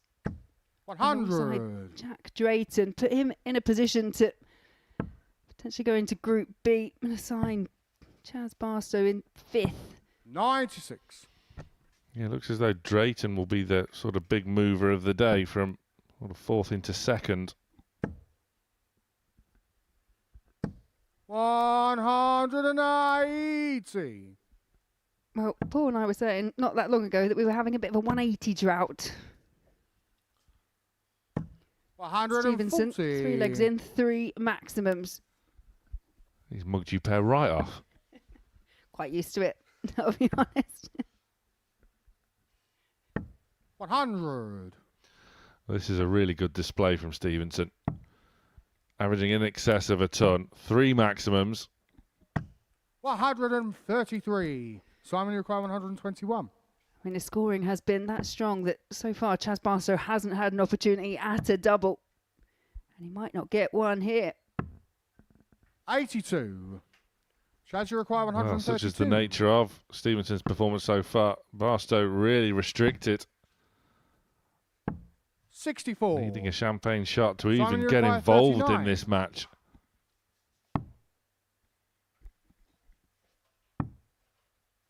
Well, Tops was working a treat. Double 16 Game isn't shot on the working third too leg. bad either. Simon Stevenson. 4th leg, Chaz 2 for row first. Game on. Stevenson piling on the pressure onto Barstow.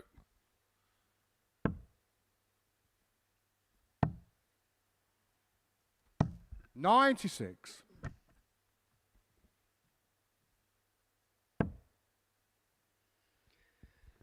Yeah, Chaz Barstow has already suffered a defeat to nil. 180. The way that Stevenson is finding those maximum number 4. And you feel this might be a second 4-0 loss 121. of the day for Chaz Barstow.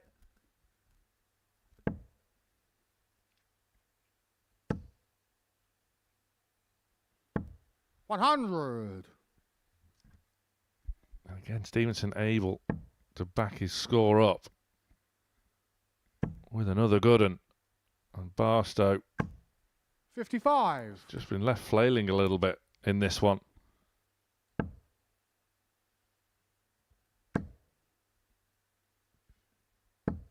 $140. It's just guaranteeing almost 1 treble a visit. 2 trebles there. He's already hit a maximum in the leg.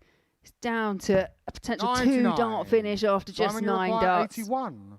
We've had tumpless averages from Potter, from Coulson, from Barstow. Stevenson reckons it's his turn. That'll Game do shot. it. And that will match. do it Simon very Stevenson. nicely indeed. Simon Stevenson. Wow, what a performance that was. 4-0 over Chaz Barstow. It's another ton plus average here on Champions Week. Stevenson 101.9 as we head in to our final round of fixtures on moving day. After the break, it's Hall against Drayton.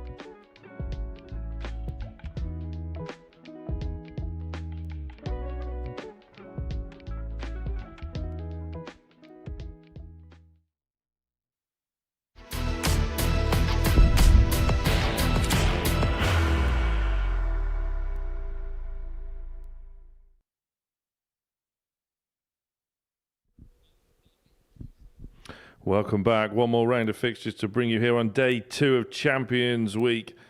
It is moving day in Group A, but all the movement has been behind the group leader, Derek Coulson. Jack Drayton, plenty of movement with him today. He's up into second place. He can cement that spot with a win over Graham Hall, who's had a couple of wins to his name today as well. But Derek Coulson still the man to catch. But the question is, Laura Turner and Paul Nicholson, is Jack Drayton the man with the potential to catch him? I think we've now got 2 players who have the potential to catch him, because what we've seen from Simon Stevenson just now in 7 minutes and 13 seconds First leg, to Graham get through 4 for consecutive legs Game on. against Chaz Barstow, that cannot be ignored. But Drayton's had a pretty good day.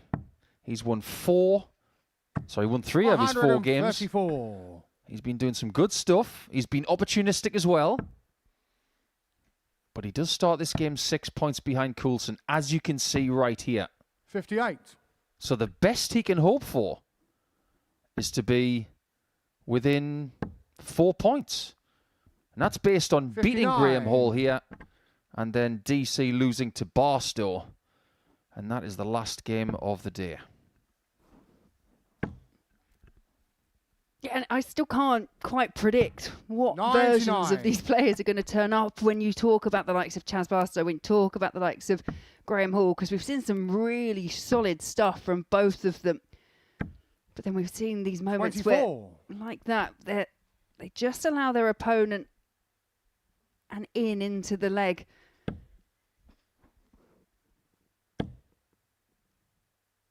Look 121. what Jack does next. He gets his way back into the leg, but with a 1 dart lead, which doesn't last long. I'm sure when the day started, 81. Graham was thinking, make your move. And then after round 1, he's thinking, that's the start of the move. Hasn't really materialised. 59.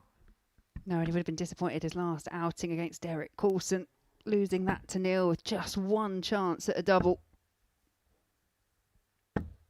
100. One thing I will say is I really Jack, like you this require quicker rhythm that 164. G-Man's put into his game. It's starting to suit him down to the ground. There's the 64 taken care of. 84. Graham, you require 103. Graham did start his day with a match that included 3 ton plus checkouts. They were all bigger than this.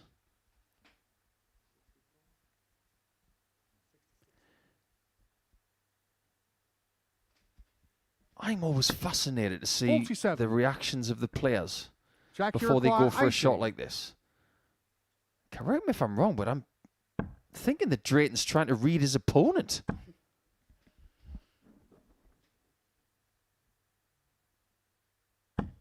$60. That's probably one of the worst darts he's thrown this Graham, week. you require 56.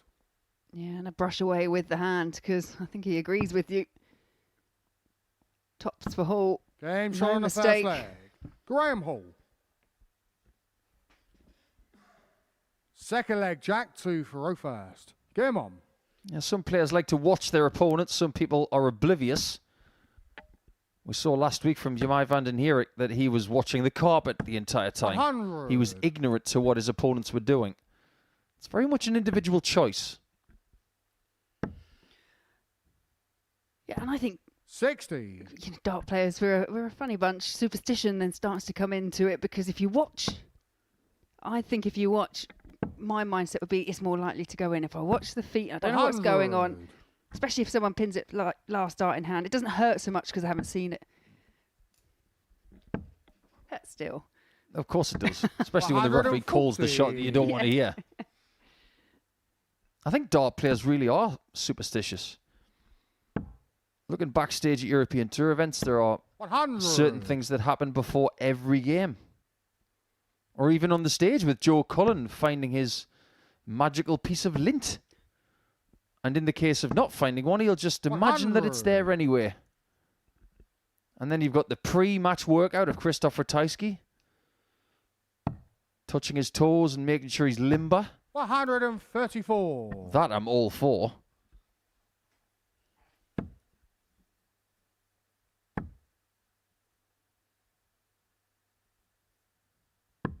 Good use of the bullseye there from 105. Graham. Jack, you require 67. Needed to be on a 2-darter just in case Drayton doesn't take this out. Tops for parity at 1 apiece. Game shot on the second leg. Jack Well, it's Drayton. Not much wrong with the finishing so far. Third leg, Graham 2 for row first. Did Game on. you have any superstitions? Yeah, I had 2. Before a big stage game, before I even got on the stage, I would find a very dark corner and scream 100. just to get everything out, all the nervous energy. So if you heard really weird sound, if you're at Blackpool or the World Grand Prix, that was probably me. 140. But my last 3 darts of practice on the stage would always be for a 92 checkout. Any specific reason the 92? That started when I made my county debut. 54. I was doing a practice game in Norfolk about 26 years ago, and the last 3 darts, I went for a 92 checkout and took it. And I thought, I'll keep doing that. And I did it for the next 43. 20 years. I wonder if you were doing kind of a practicing finishes and that was the one that was left on the floor before you went up to the stage. I wouldn't be surprised. 96.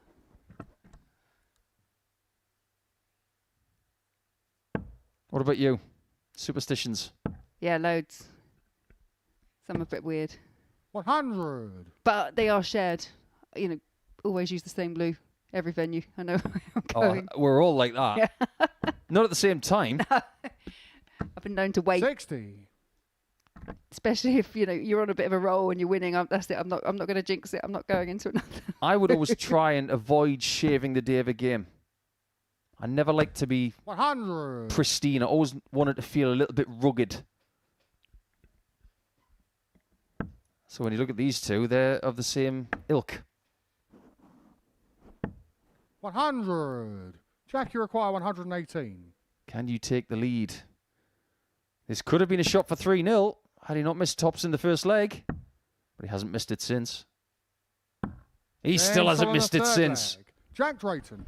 If anything, that dart at 80 that was so low has fueled him. Fourth leg, Jack 2 for row first. Game on. Some players needed to stand up and be counted over the last couple of hours, and Jack has done that. And he just maintains this real high, intense level of 100. focus throughout. You do see some small reactions from him, but nothing to kind of detract away from the job that needs to be done. If he does win 60. this game, the gap between himself and Hall will be 6 points. You might think that's not 60. really significant. But when you consider the bottom 3 are all on 6 points, it is significant. 96.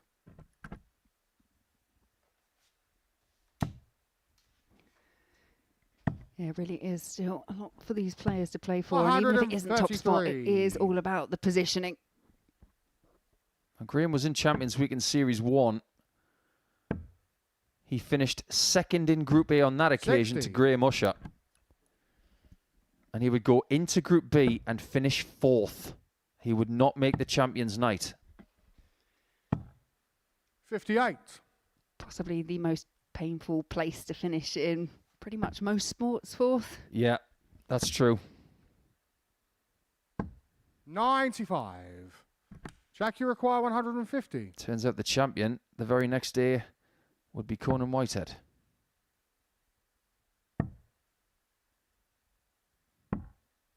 $110. That'll do. That's a bit flashy, but it works. Well, you mentioned him missing that first tops, and ever since then he's not missed one. 128. The trend still continues. He's Jack, you almost require proving a 40. point, isn't he? I missed it by that much. I'm not going to miss it again. Well, he has now. But he's not Game missing shot on the much. fourth leg. Jack Yeah, I Drayton. saw Graham in the background there, just looking ever so slightly deflated. Fifth leg, Graham 2 for row first. Game on. Let's turn the clock back, shall we? Because when Graham Hall was in Group B of 140. Series 1 in Champions Week, it was won by Conan Whitehead. Second place, Darryl Pilgrim. Third place, ahead of Graham Hall, 41. Chris Mason. That very famous Week 12 win over Tony O'Shea on that Saturday night. And then he would have a few days off 96. and play in Group B. And he got 5 wins from 8, as opposed to Graham's 2 wins. It wasn't that close in the end. No, 93. most successful commentator from the Modus Super Series. I don't know if anyone else has repeated a feat. Maybe Keegan now. 95. Keegan has won a week, Yeah. but he didn't make Champions Night. Chris Mason did.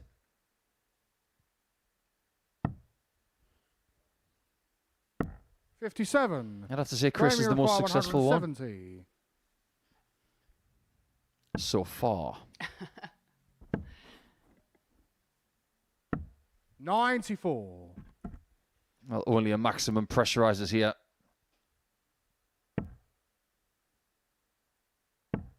Maybe he's biding his time 95. because he does have the Graham, you darts in the require next leg. 76. Yeah, but plenty of time for Graham Hall. He's 72. going to need it because that was way off the mark and he takes him out at rapid speed. I know I've said that I like his slightly quicker rhythm, but I get the feeling he's playing a little too quickly at the minute. Yeah, and I know you should try 41. and maintain that pace, but I think when there's a Graham, big you require adjustment on the 4. doubles, perhaps just that extra millisecond, give yourself time. No score. Oh, at least he's not boxed in. He's got 2 options to take the leg when he returns.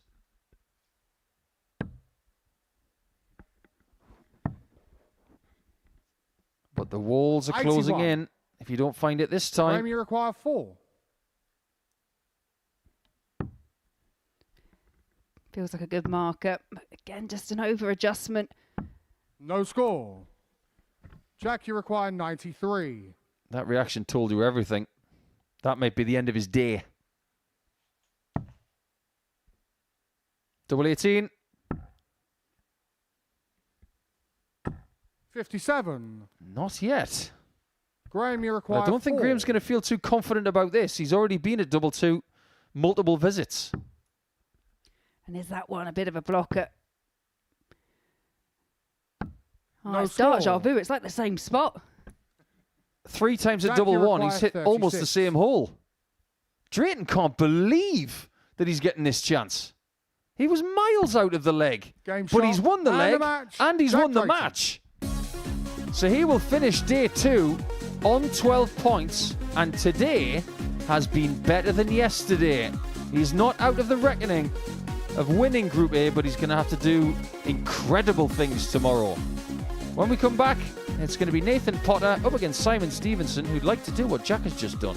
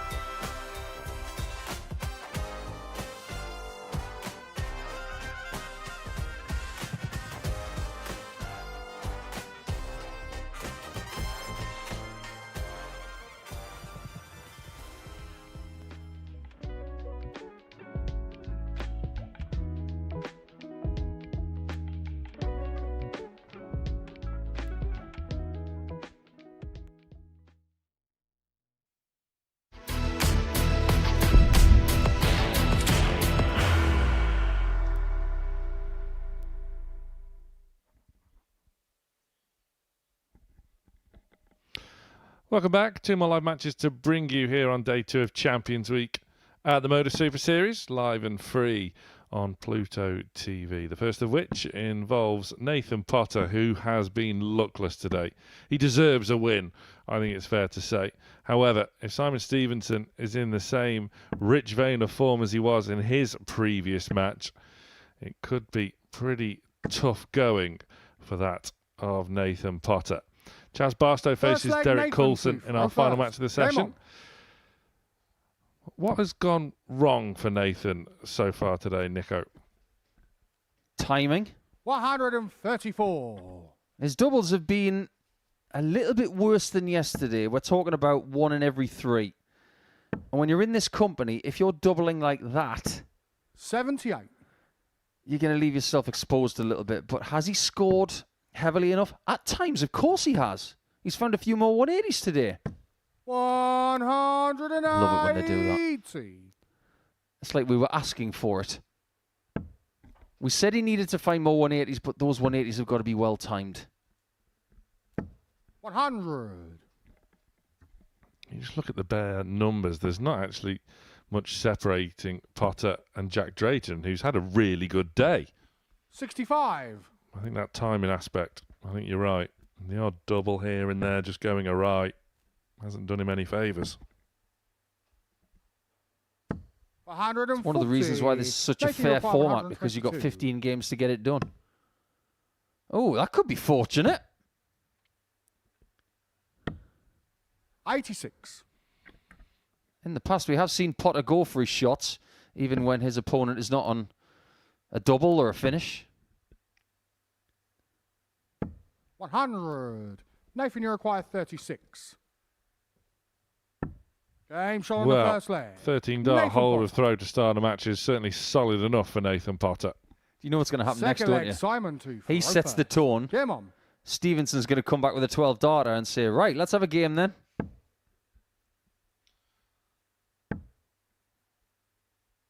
It wouldn't surprise you if that happened, because of the way that Simon played in his previous match against Bartow. 101.9, 4 out of 11 on the doubles. 108. 4 out of 11 in a 101 average performance.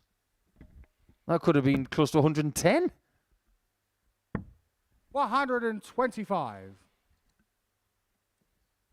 Well, Potter certainly able to match the power scoring thus far. 140. This is a barrage all of a sudden.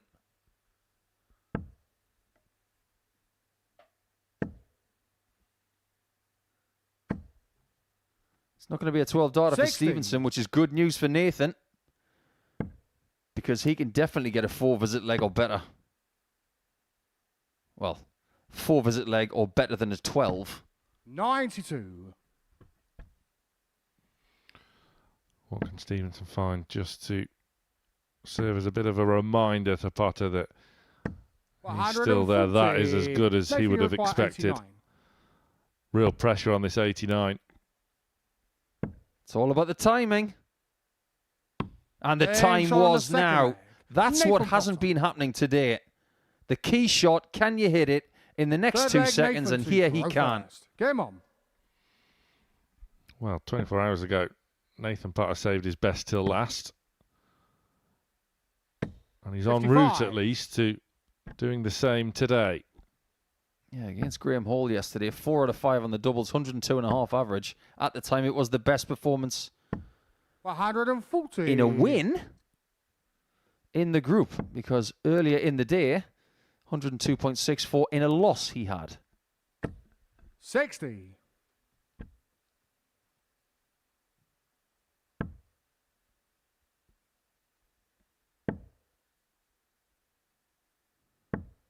We've had some great players from the southwest of England play here over the years. I mentioned Chris Mason in the previous game.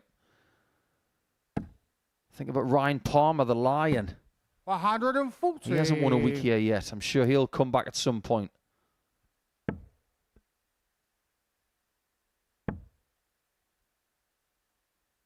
It's a very bustling scene in the 45. southwest of England, because everybody wants to do what Ryan Searle's been doing the last few years.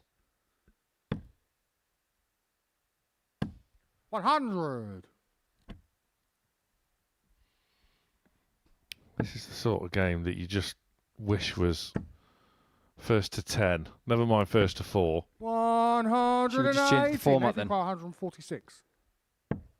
There might only be 4 legs in this game. Oh, you saw what happened. It knocked the barrel and drifted left. That could have 78. so easily been a shot at double 13 Simon, for a you 3-0 require lead. 36. Stevenson has stuck on in there, though, hasn't he? Double 9 to get back in this match. 18. You just feel in a Nathan, match you like require this, those 68. are the chances you really have to take. Because Potter is in the mood. Game shot on the third leg. Nathan Potter. You can say that again. This is fast becoming the Fourth best leg, performance Simon of the 2 group for row first. Game on. from someone who was close to the bottom of the table at the start of this game. 60. I think a lot of people will comfortably say that Derek Coulson will win this group from the position he's in. But I don't think there's anybody who is 85. that comfortable in saying who will go into Group B, especially if Potter wins this game. 100. Stevenson's 3-0 down. He's averaging nearly 102. There's only been 7 darts at a 91. double in this game. Well, this is Champions Week. 100. Both are putting in a display worthy of Champions Week, but Potter has found the timing required 180. for just that little bit extra. 95. Nathan, you require 145.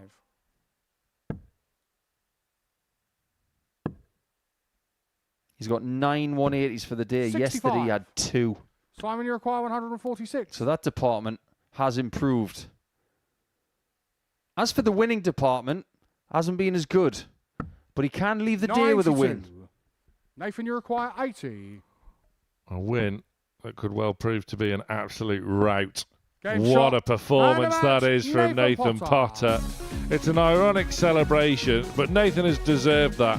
And that performance was the best of this Champions Week so far. 105.47 from Nathan Potter. He defeats Simon Stevenson 4 legs to 0.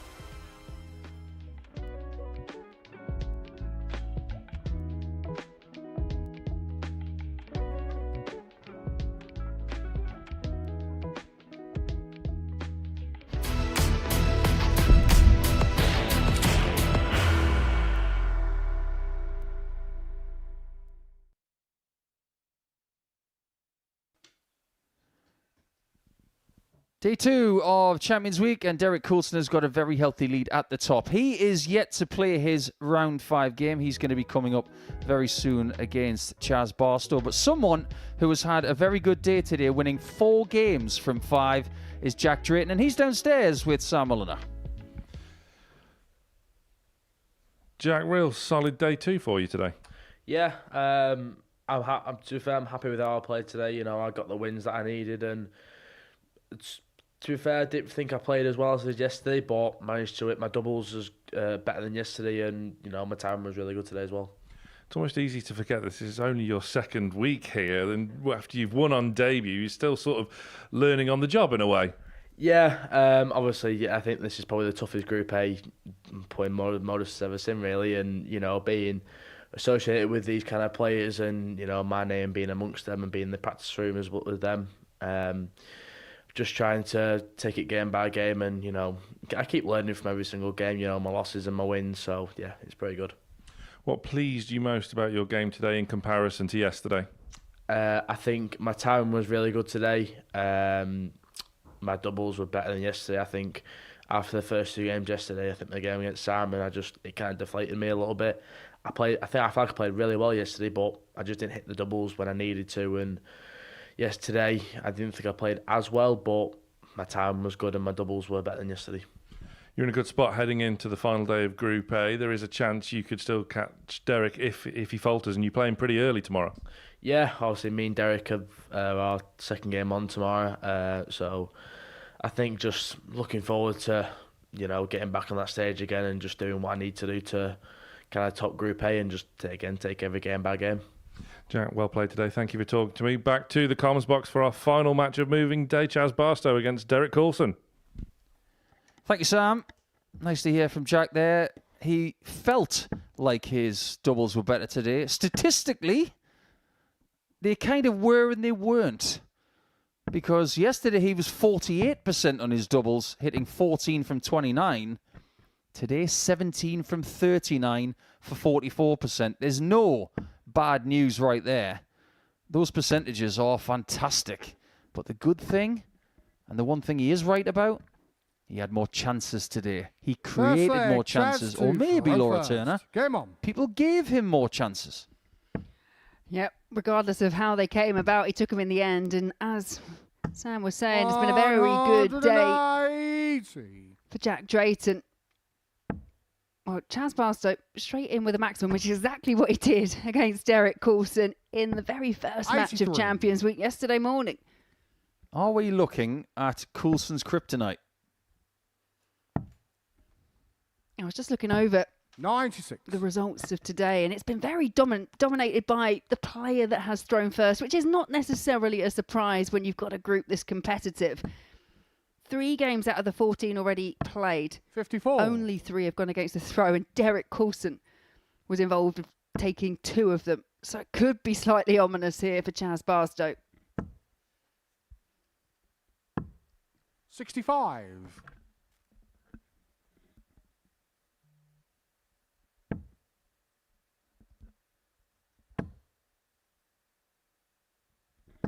If Chaz was to find a way past Derek Coulson, though, it would definitely kind of prick up the ears of Jack Drayton, who's chasing in second place.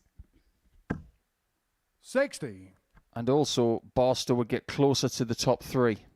The win would get him to 8 points, within 2 points of Simon Stevenson in third. If he wants to get into Group B, which I think we both agree that would be his best route to Champions Night for the first time, this game is very important.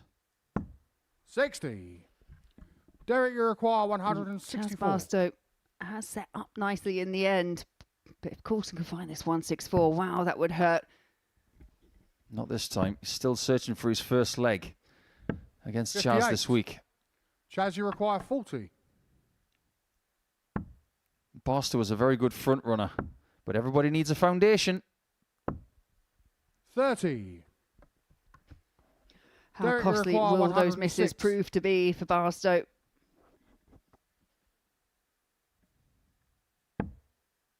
Treble 18 needed. Is that a sign? A bit of daily 54. tiredness from Derek. Chaz, you require 10. Double 5.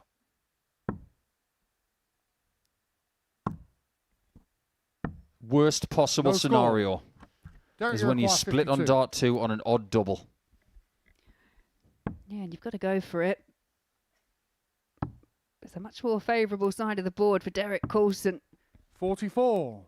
He wasn't missing those shots a little bit earlier on. Chaz, you require 10. Back to 5s. Whoa, only just double 2. 8. It's all become very erratic Derek, after you the require 180 8. start.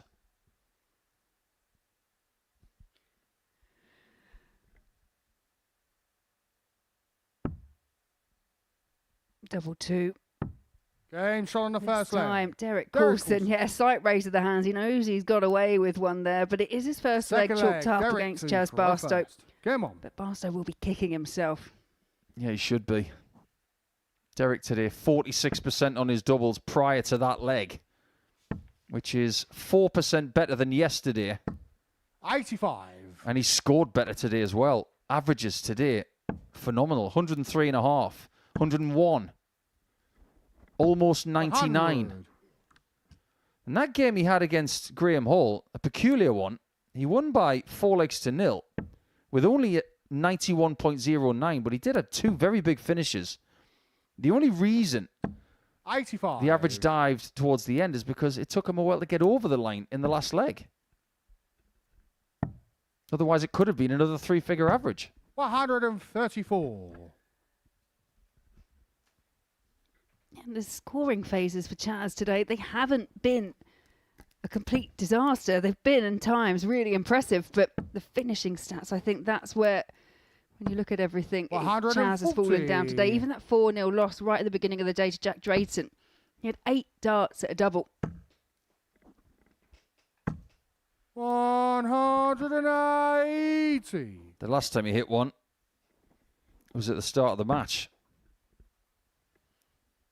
And it was all downhill from there, really. Let's see if he can put it right. 81. This is a quality you need Chaz, you at this require level of the 87. game. You have a bad leg, put it right by having a good one. Double 5 again. Game shot on the second I leg. think that's gone perfectly Barstow. because now he's got confidence on double 5. Third leg. Yeah, he Chaz did have that 2 sarcastic for raise of first. the arms as to Game say, on. oh, there you are. But a wry smile as he walked back to the table. Yeah, that was a 12 darter. First leg, 134. 1 in 23. Bit of a difference. Almost half the amount of darts required for leg 2. Seems to me like they've had their bad leg in this 140. contest. Everything's going to be good from now on. But we can't be complaining considering the standard today. Yeah, no complaints at all from me as Chaz Barstow fires in maximum 180. number 3.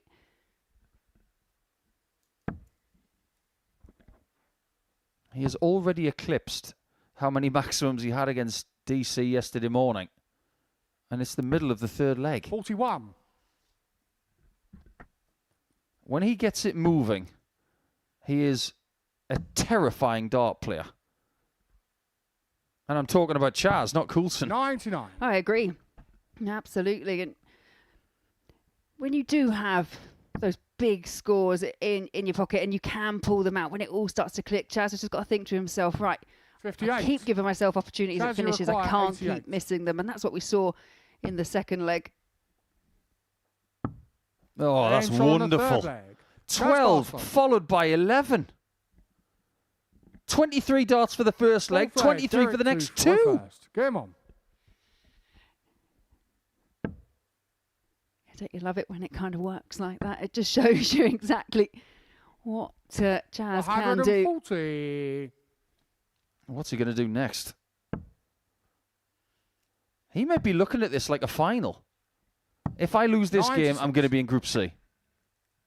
But if I win this, I've got a really good chance of getting a longer lie-in on Thursday and Friday to make sure I'm playing in a time slot that I am really comfortable with. 134. We've said it since the very start of the Modus Super Series. Chaz is a night owl.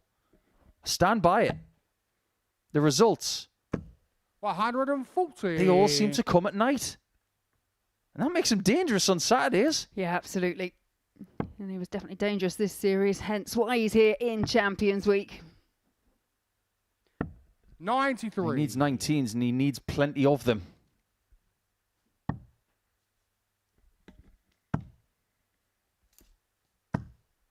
$121. Well, it could have gone better. Derek, you require 134. It's not the end of the world.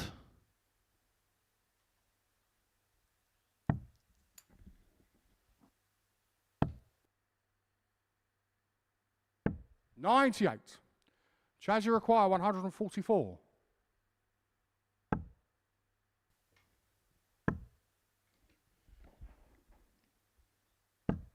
Derek has spent minimal time on Derek, double you 18, require but every time he's 36. been here, he's been successful. Game shot on the fourth leg.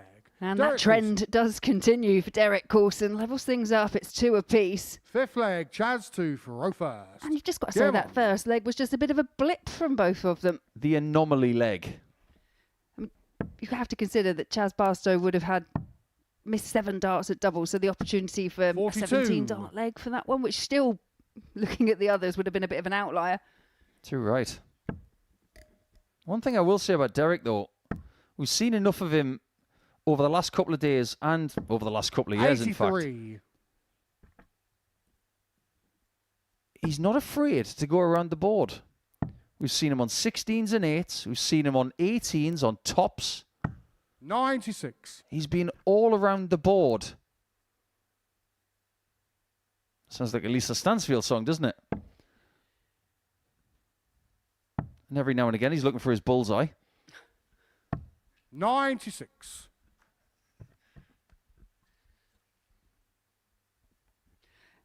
Yeah, you are right, though. He does utilise every and any element. He's not worried. He's one of those players I imagine if you say, 96. what's your favourite double? He'd be like, to the one that goes in. Yeah. Those annoying animals. I can hit anything.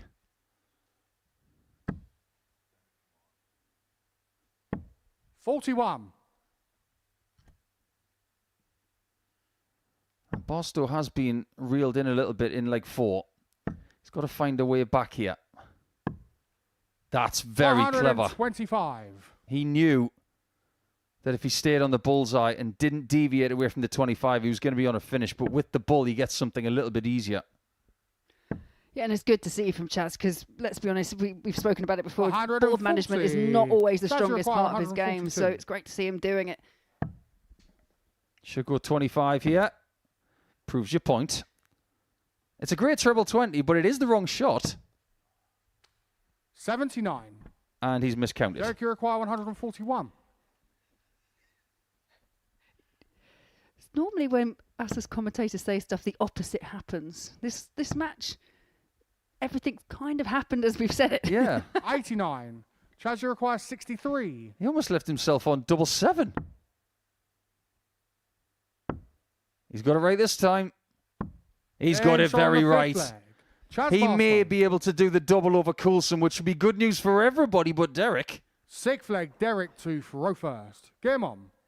I mean, Derek will still be in pole position going into the final day of Group A action tomorrow. But yeah, that lead will be cut down slightly. 131. Do you know what? We don't have enough elite sports people called Derek. It's the kind of name that's gone out of fashion. I think it's due for a comeback. 85.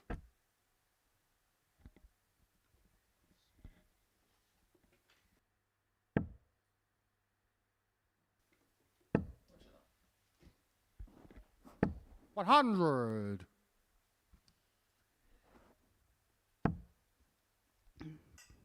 Coulson looking very much on track to level things up. But 123. Chaz Barstow not far behind. Now, if you cast your mind back a little bit to an earlier series, which was won by Luke Littler, Series 4. When he was in Group A, he did not win the group. There was one player that he just couldn't figure it out against, and that was Andy Bolton. 134. Derek, you require 170. This happens, but so do bogey numbers. Yeah, not the ideal visit for Chaz Barstow. Just allows Coulson the luxury of a bit of 98. time. And it's not the perfect setup shot, but it's good enough for Coulson. Yeah, but do you really want to give Derek 6 starts from 170? No, don't want to give him 3, to 76. be honest. Derek, you require 72. He should get a dart here to make it 3-3. Game Great on the shot, sixth and we leg. do have a last leg Derek decider. And get your teeth into this.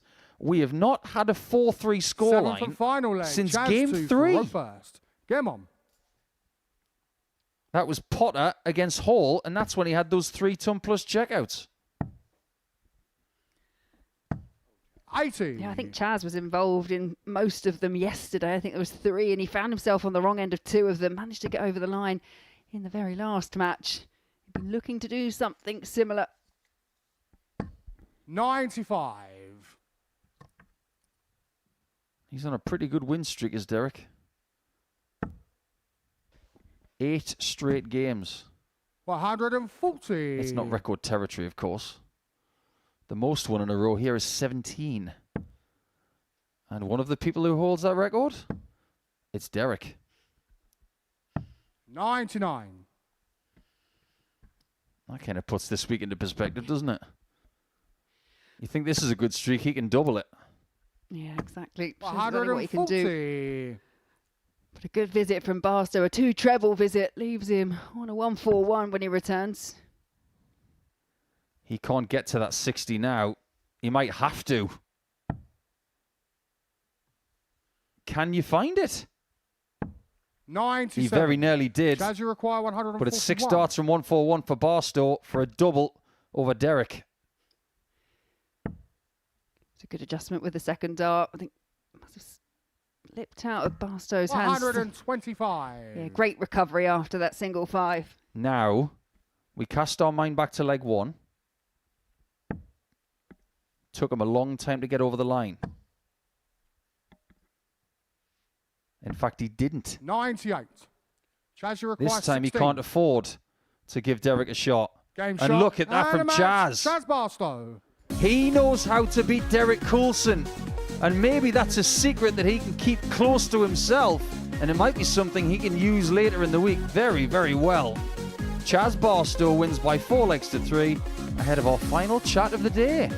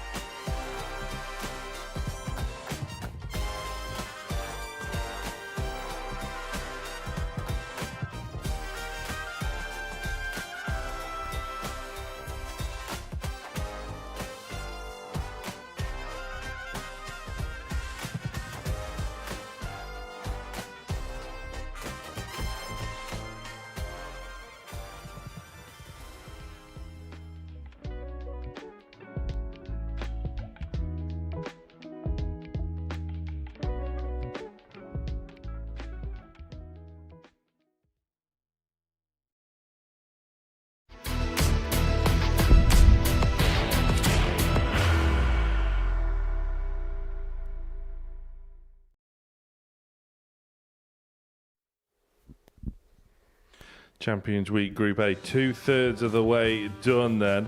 And Derek Coulson threatened to run through the card today, but was halted for the second day in a row by Chaz Barstow. Barstow getting the better of Coulson, 4-3. Potter, 4-0 over Simon Stevenson. And Jack Drayton, arguably the player of the day now, from that defeat for Barstow against Coulson. He was in resplendent form, moving himself up to second place. Coulson still with a 4-point buffer. Stevenson on 10, Potter and Barstow on 8, and Graham Hall still bottom of the table, but with 6 points. Welcome back to the studio then. Paul Nicholson and Laura Turner are back alongside me. Laura, the standard is elevating still. It was. We said yesterday how good it was, right from the very off. But like you say, more ton plus finishes today. More ton plus averages today. But overall, I think everyone's still beating everyone, and I'm still none the wiser as to who's actually going to go through. Nico, I'm going to give you a food analogy which will please you greatly. Yesterday was a bit of an hors d'oeuvre. Was today maybe a starter, and we're now ready for the main course? Yeah, I think we are. I think what we've got from that last game is just that little element of doubt.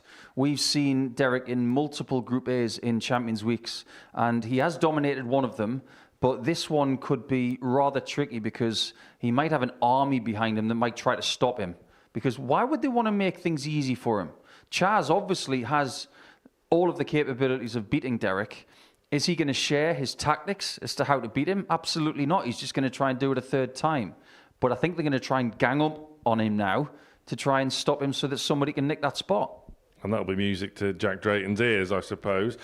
That late defeat for Derek could argue that takes the shine off his day, but 4 wins out of 5, you'll take that every day of the week here. Yeah, and he said that yesterday. He actually said when he was talking to you, like, you didn't expect anyone to go through the card. He was very close. He was one leg away from doing it. So, yeah, 4 wins, definitely take it. He goes into tomorrow. He's still in a really strong position. He's still got that couple of wins buffer over the rest of them. I do agree with Paul, though. I think, obviously, he's got a massive target on his back, but he's more than capable of kind of just brushing them to one side. We've seen it today. If you look into what that game was like, though, it was a really turgid first leg. But in order to take the lead against Derek after going 1-0 down, you've got to find a 12 darter and an 11. So that kind of boost, you've seen it from Barstow, but can these players all do that? I think they can. We've seen it from Hall with the ton plus checkouts early in the day. We've seen it from Potter. We've seen it from Stevenson. They can all do that. It's a question of doing it at the right time. And with Derek Coulson, before that late defeat, he was doing Derek Coulson things, I suppose. And in the midst of today's play, wow, was, I think, a key word from all of us when it came to Derek. Yeah, it's not really a big surprise because in times gone by, we've seen him average 101, 103, 105, all in succession. And the one performance that really was better than it looked on paper was the 91 average in round 4. Because he was sitting on a double at 3-0 up and so comfortable that he had so much time to get over the line. If he was pushed in that leg, I feel like he was going to average in 3 figures again. He's a genuinely world-class player. But like I said to Laura and yourself a little bit earlier on, I think that his window of opportunity to get what he wants from this sport is a lot tighter than others. You got Drayton at age 19, you got Potter in his early 20s, Derek is in his late 50s. If he's going to do it, it's got to be now. And that comes with its own pressures. I suppose you have to make hay whilst the sun shines. And the sun is shining for Derek at the moment. And it certainly would mean everything to him to get his name on that trophy. Yeah, and absolutely. Put your name along that. Get your picture on the wall, which is always something that's quite important to everyone. Honestly, Derek's just an all-round performer. And I think my concern for him maybe just today was he actually looked slightly fatigued in that last match.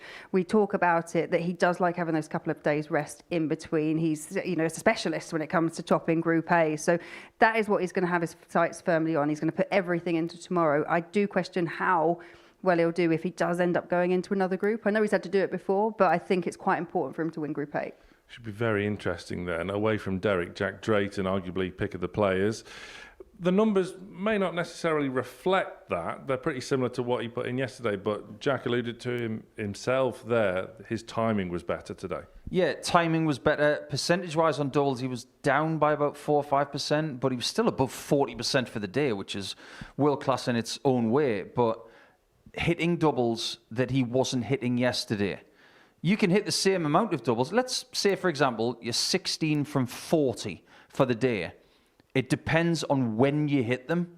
You could miss 20 darts at double in a match and still have 4 really crucial ones.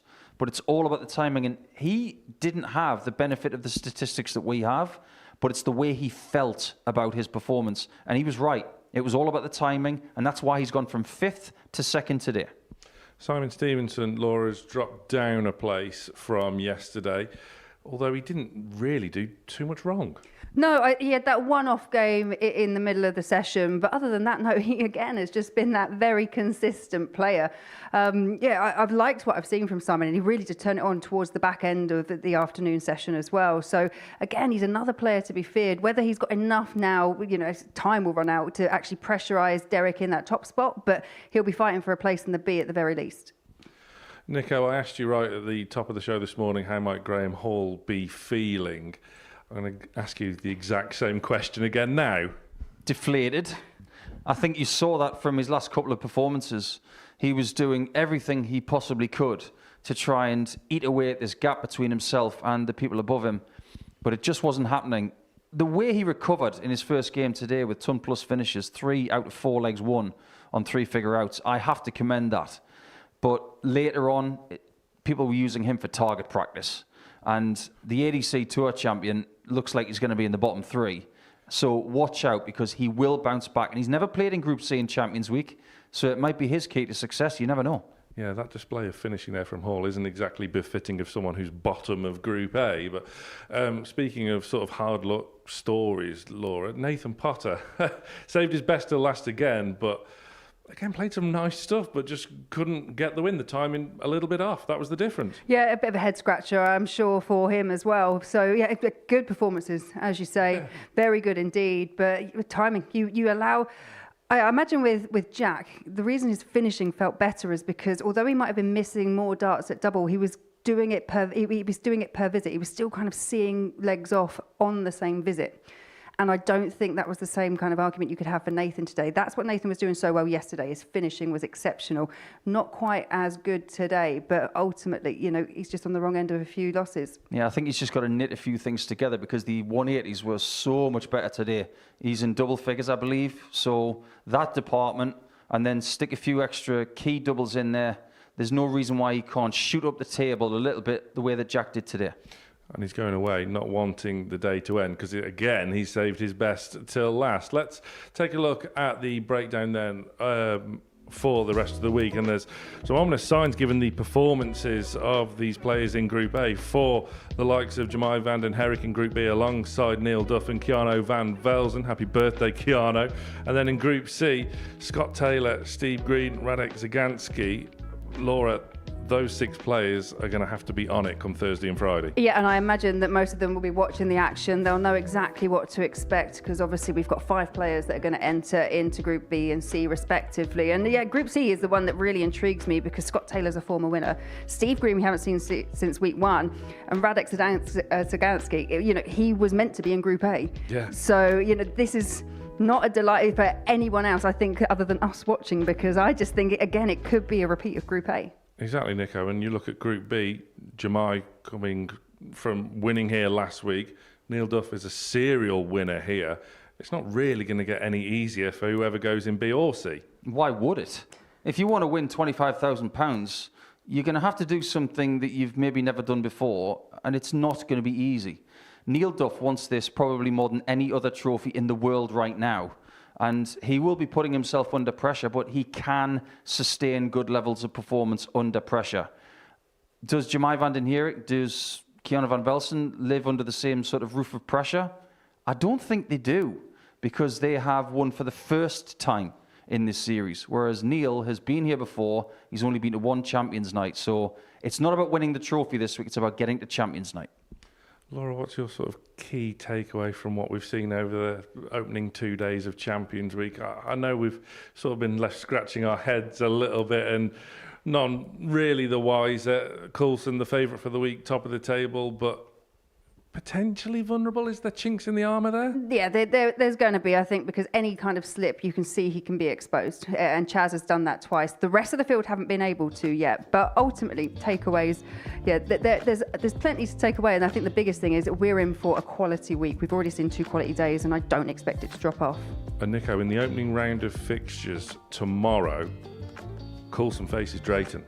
That could blow things wide open. Wasn't it interesting when you were speaking to Jack as well that he knew that immediately? Oh, he knew. He's looked ahead. If I were in his position, I wouldn't have a clue. And most people who come here do not know who they're playing on Wednesday morning. But that tells you something about Drayton more than Coulson, because he's eagle-eyeing what he has to do next within seconds of completing what he's done. Nico, Laura, thank you very much for your company today. Let's do it all over again tomorrow, I think. Still plenty more to come on the Modus Super Series channel here on Pluto TV. Coming up after the break, it will be a special edition of Break of Throw, analysing very slow players. Things are going to get very chilled out in that episode of Break of Throw. Plenty of time for analysis, put it that way. And tomorrow morning it's decision day in Group A. Derek Coulson has a target on his back, much like he did coming into today's session. Can he see the job through and book his spot into Champions Night on Saturday? 9:30 start as always. Slightly earlier start on Saturday night for Champions Night, 7 o'clock live on Pluto TV. Don't get caught out by that earlier start time. And then come Monday morning, we go again. But for international pairs, the 3rd renewal, is it finally the time for Team Wales? Runners up the past twice. Kurt Parry, Richie Burnett back again, trying to dethrone John O'Shea and Conor Heenahan. Plenty to decide then going into the final day of Group A tomorrow. Derek Coulson trying to slip the field, but is he vulnerable for a player with a late charge? Join us from 9:30 tomorrow to find out. Bye for now. Stay free! Keanu, Van Velden, Radek, Saganski, Derek Coulson, Graham Hall, Scott Taylor, Neil Dunn, Nathan Bartow, Jack Drayton, Chaz Bartow, Simon Stevenson, Jamai Vanden Heren.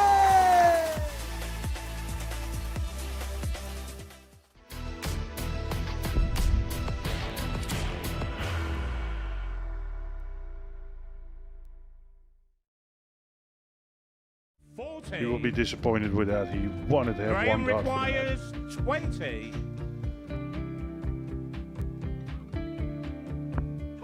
Graham Usher wins the first game of Champions Night, and it was an absolute ripper. He hit one of them on tops. He missed one on double 12. Which one is it? It's the hit. Outside opportunity for Andy Hamilton. Van der Velde should be getting a match dart again here. He's already had one. Mr. Dart at tops for the match to win 4-1. And he dart at double 16, gets the job done there for Jurgen van der Velde. He gets over the line with a 4-2-6. Did he go for tops, or did he just overshoot the single? Jimmy doesn't care. Jimmy just looks to eat this up to make the semi-finals for the second time. Adam Gablas has been eliminated.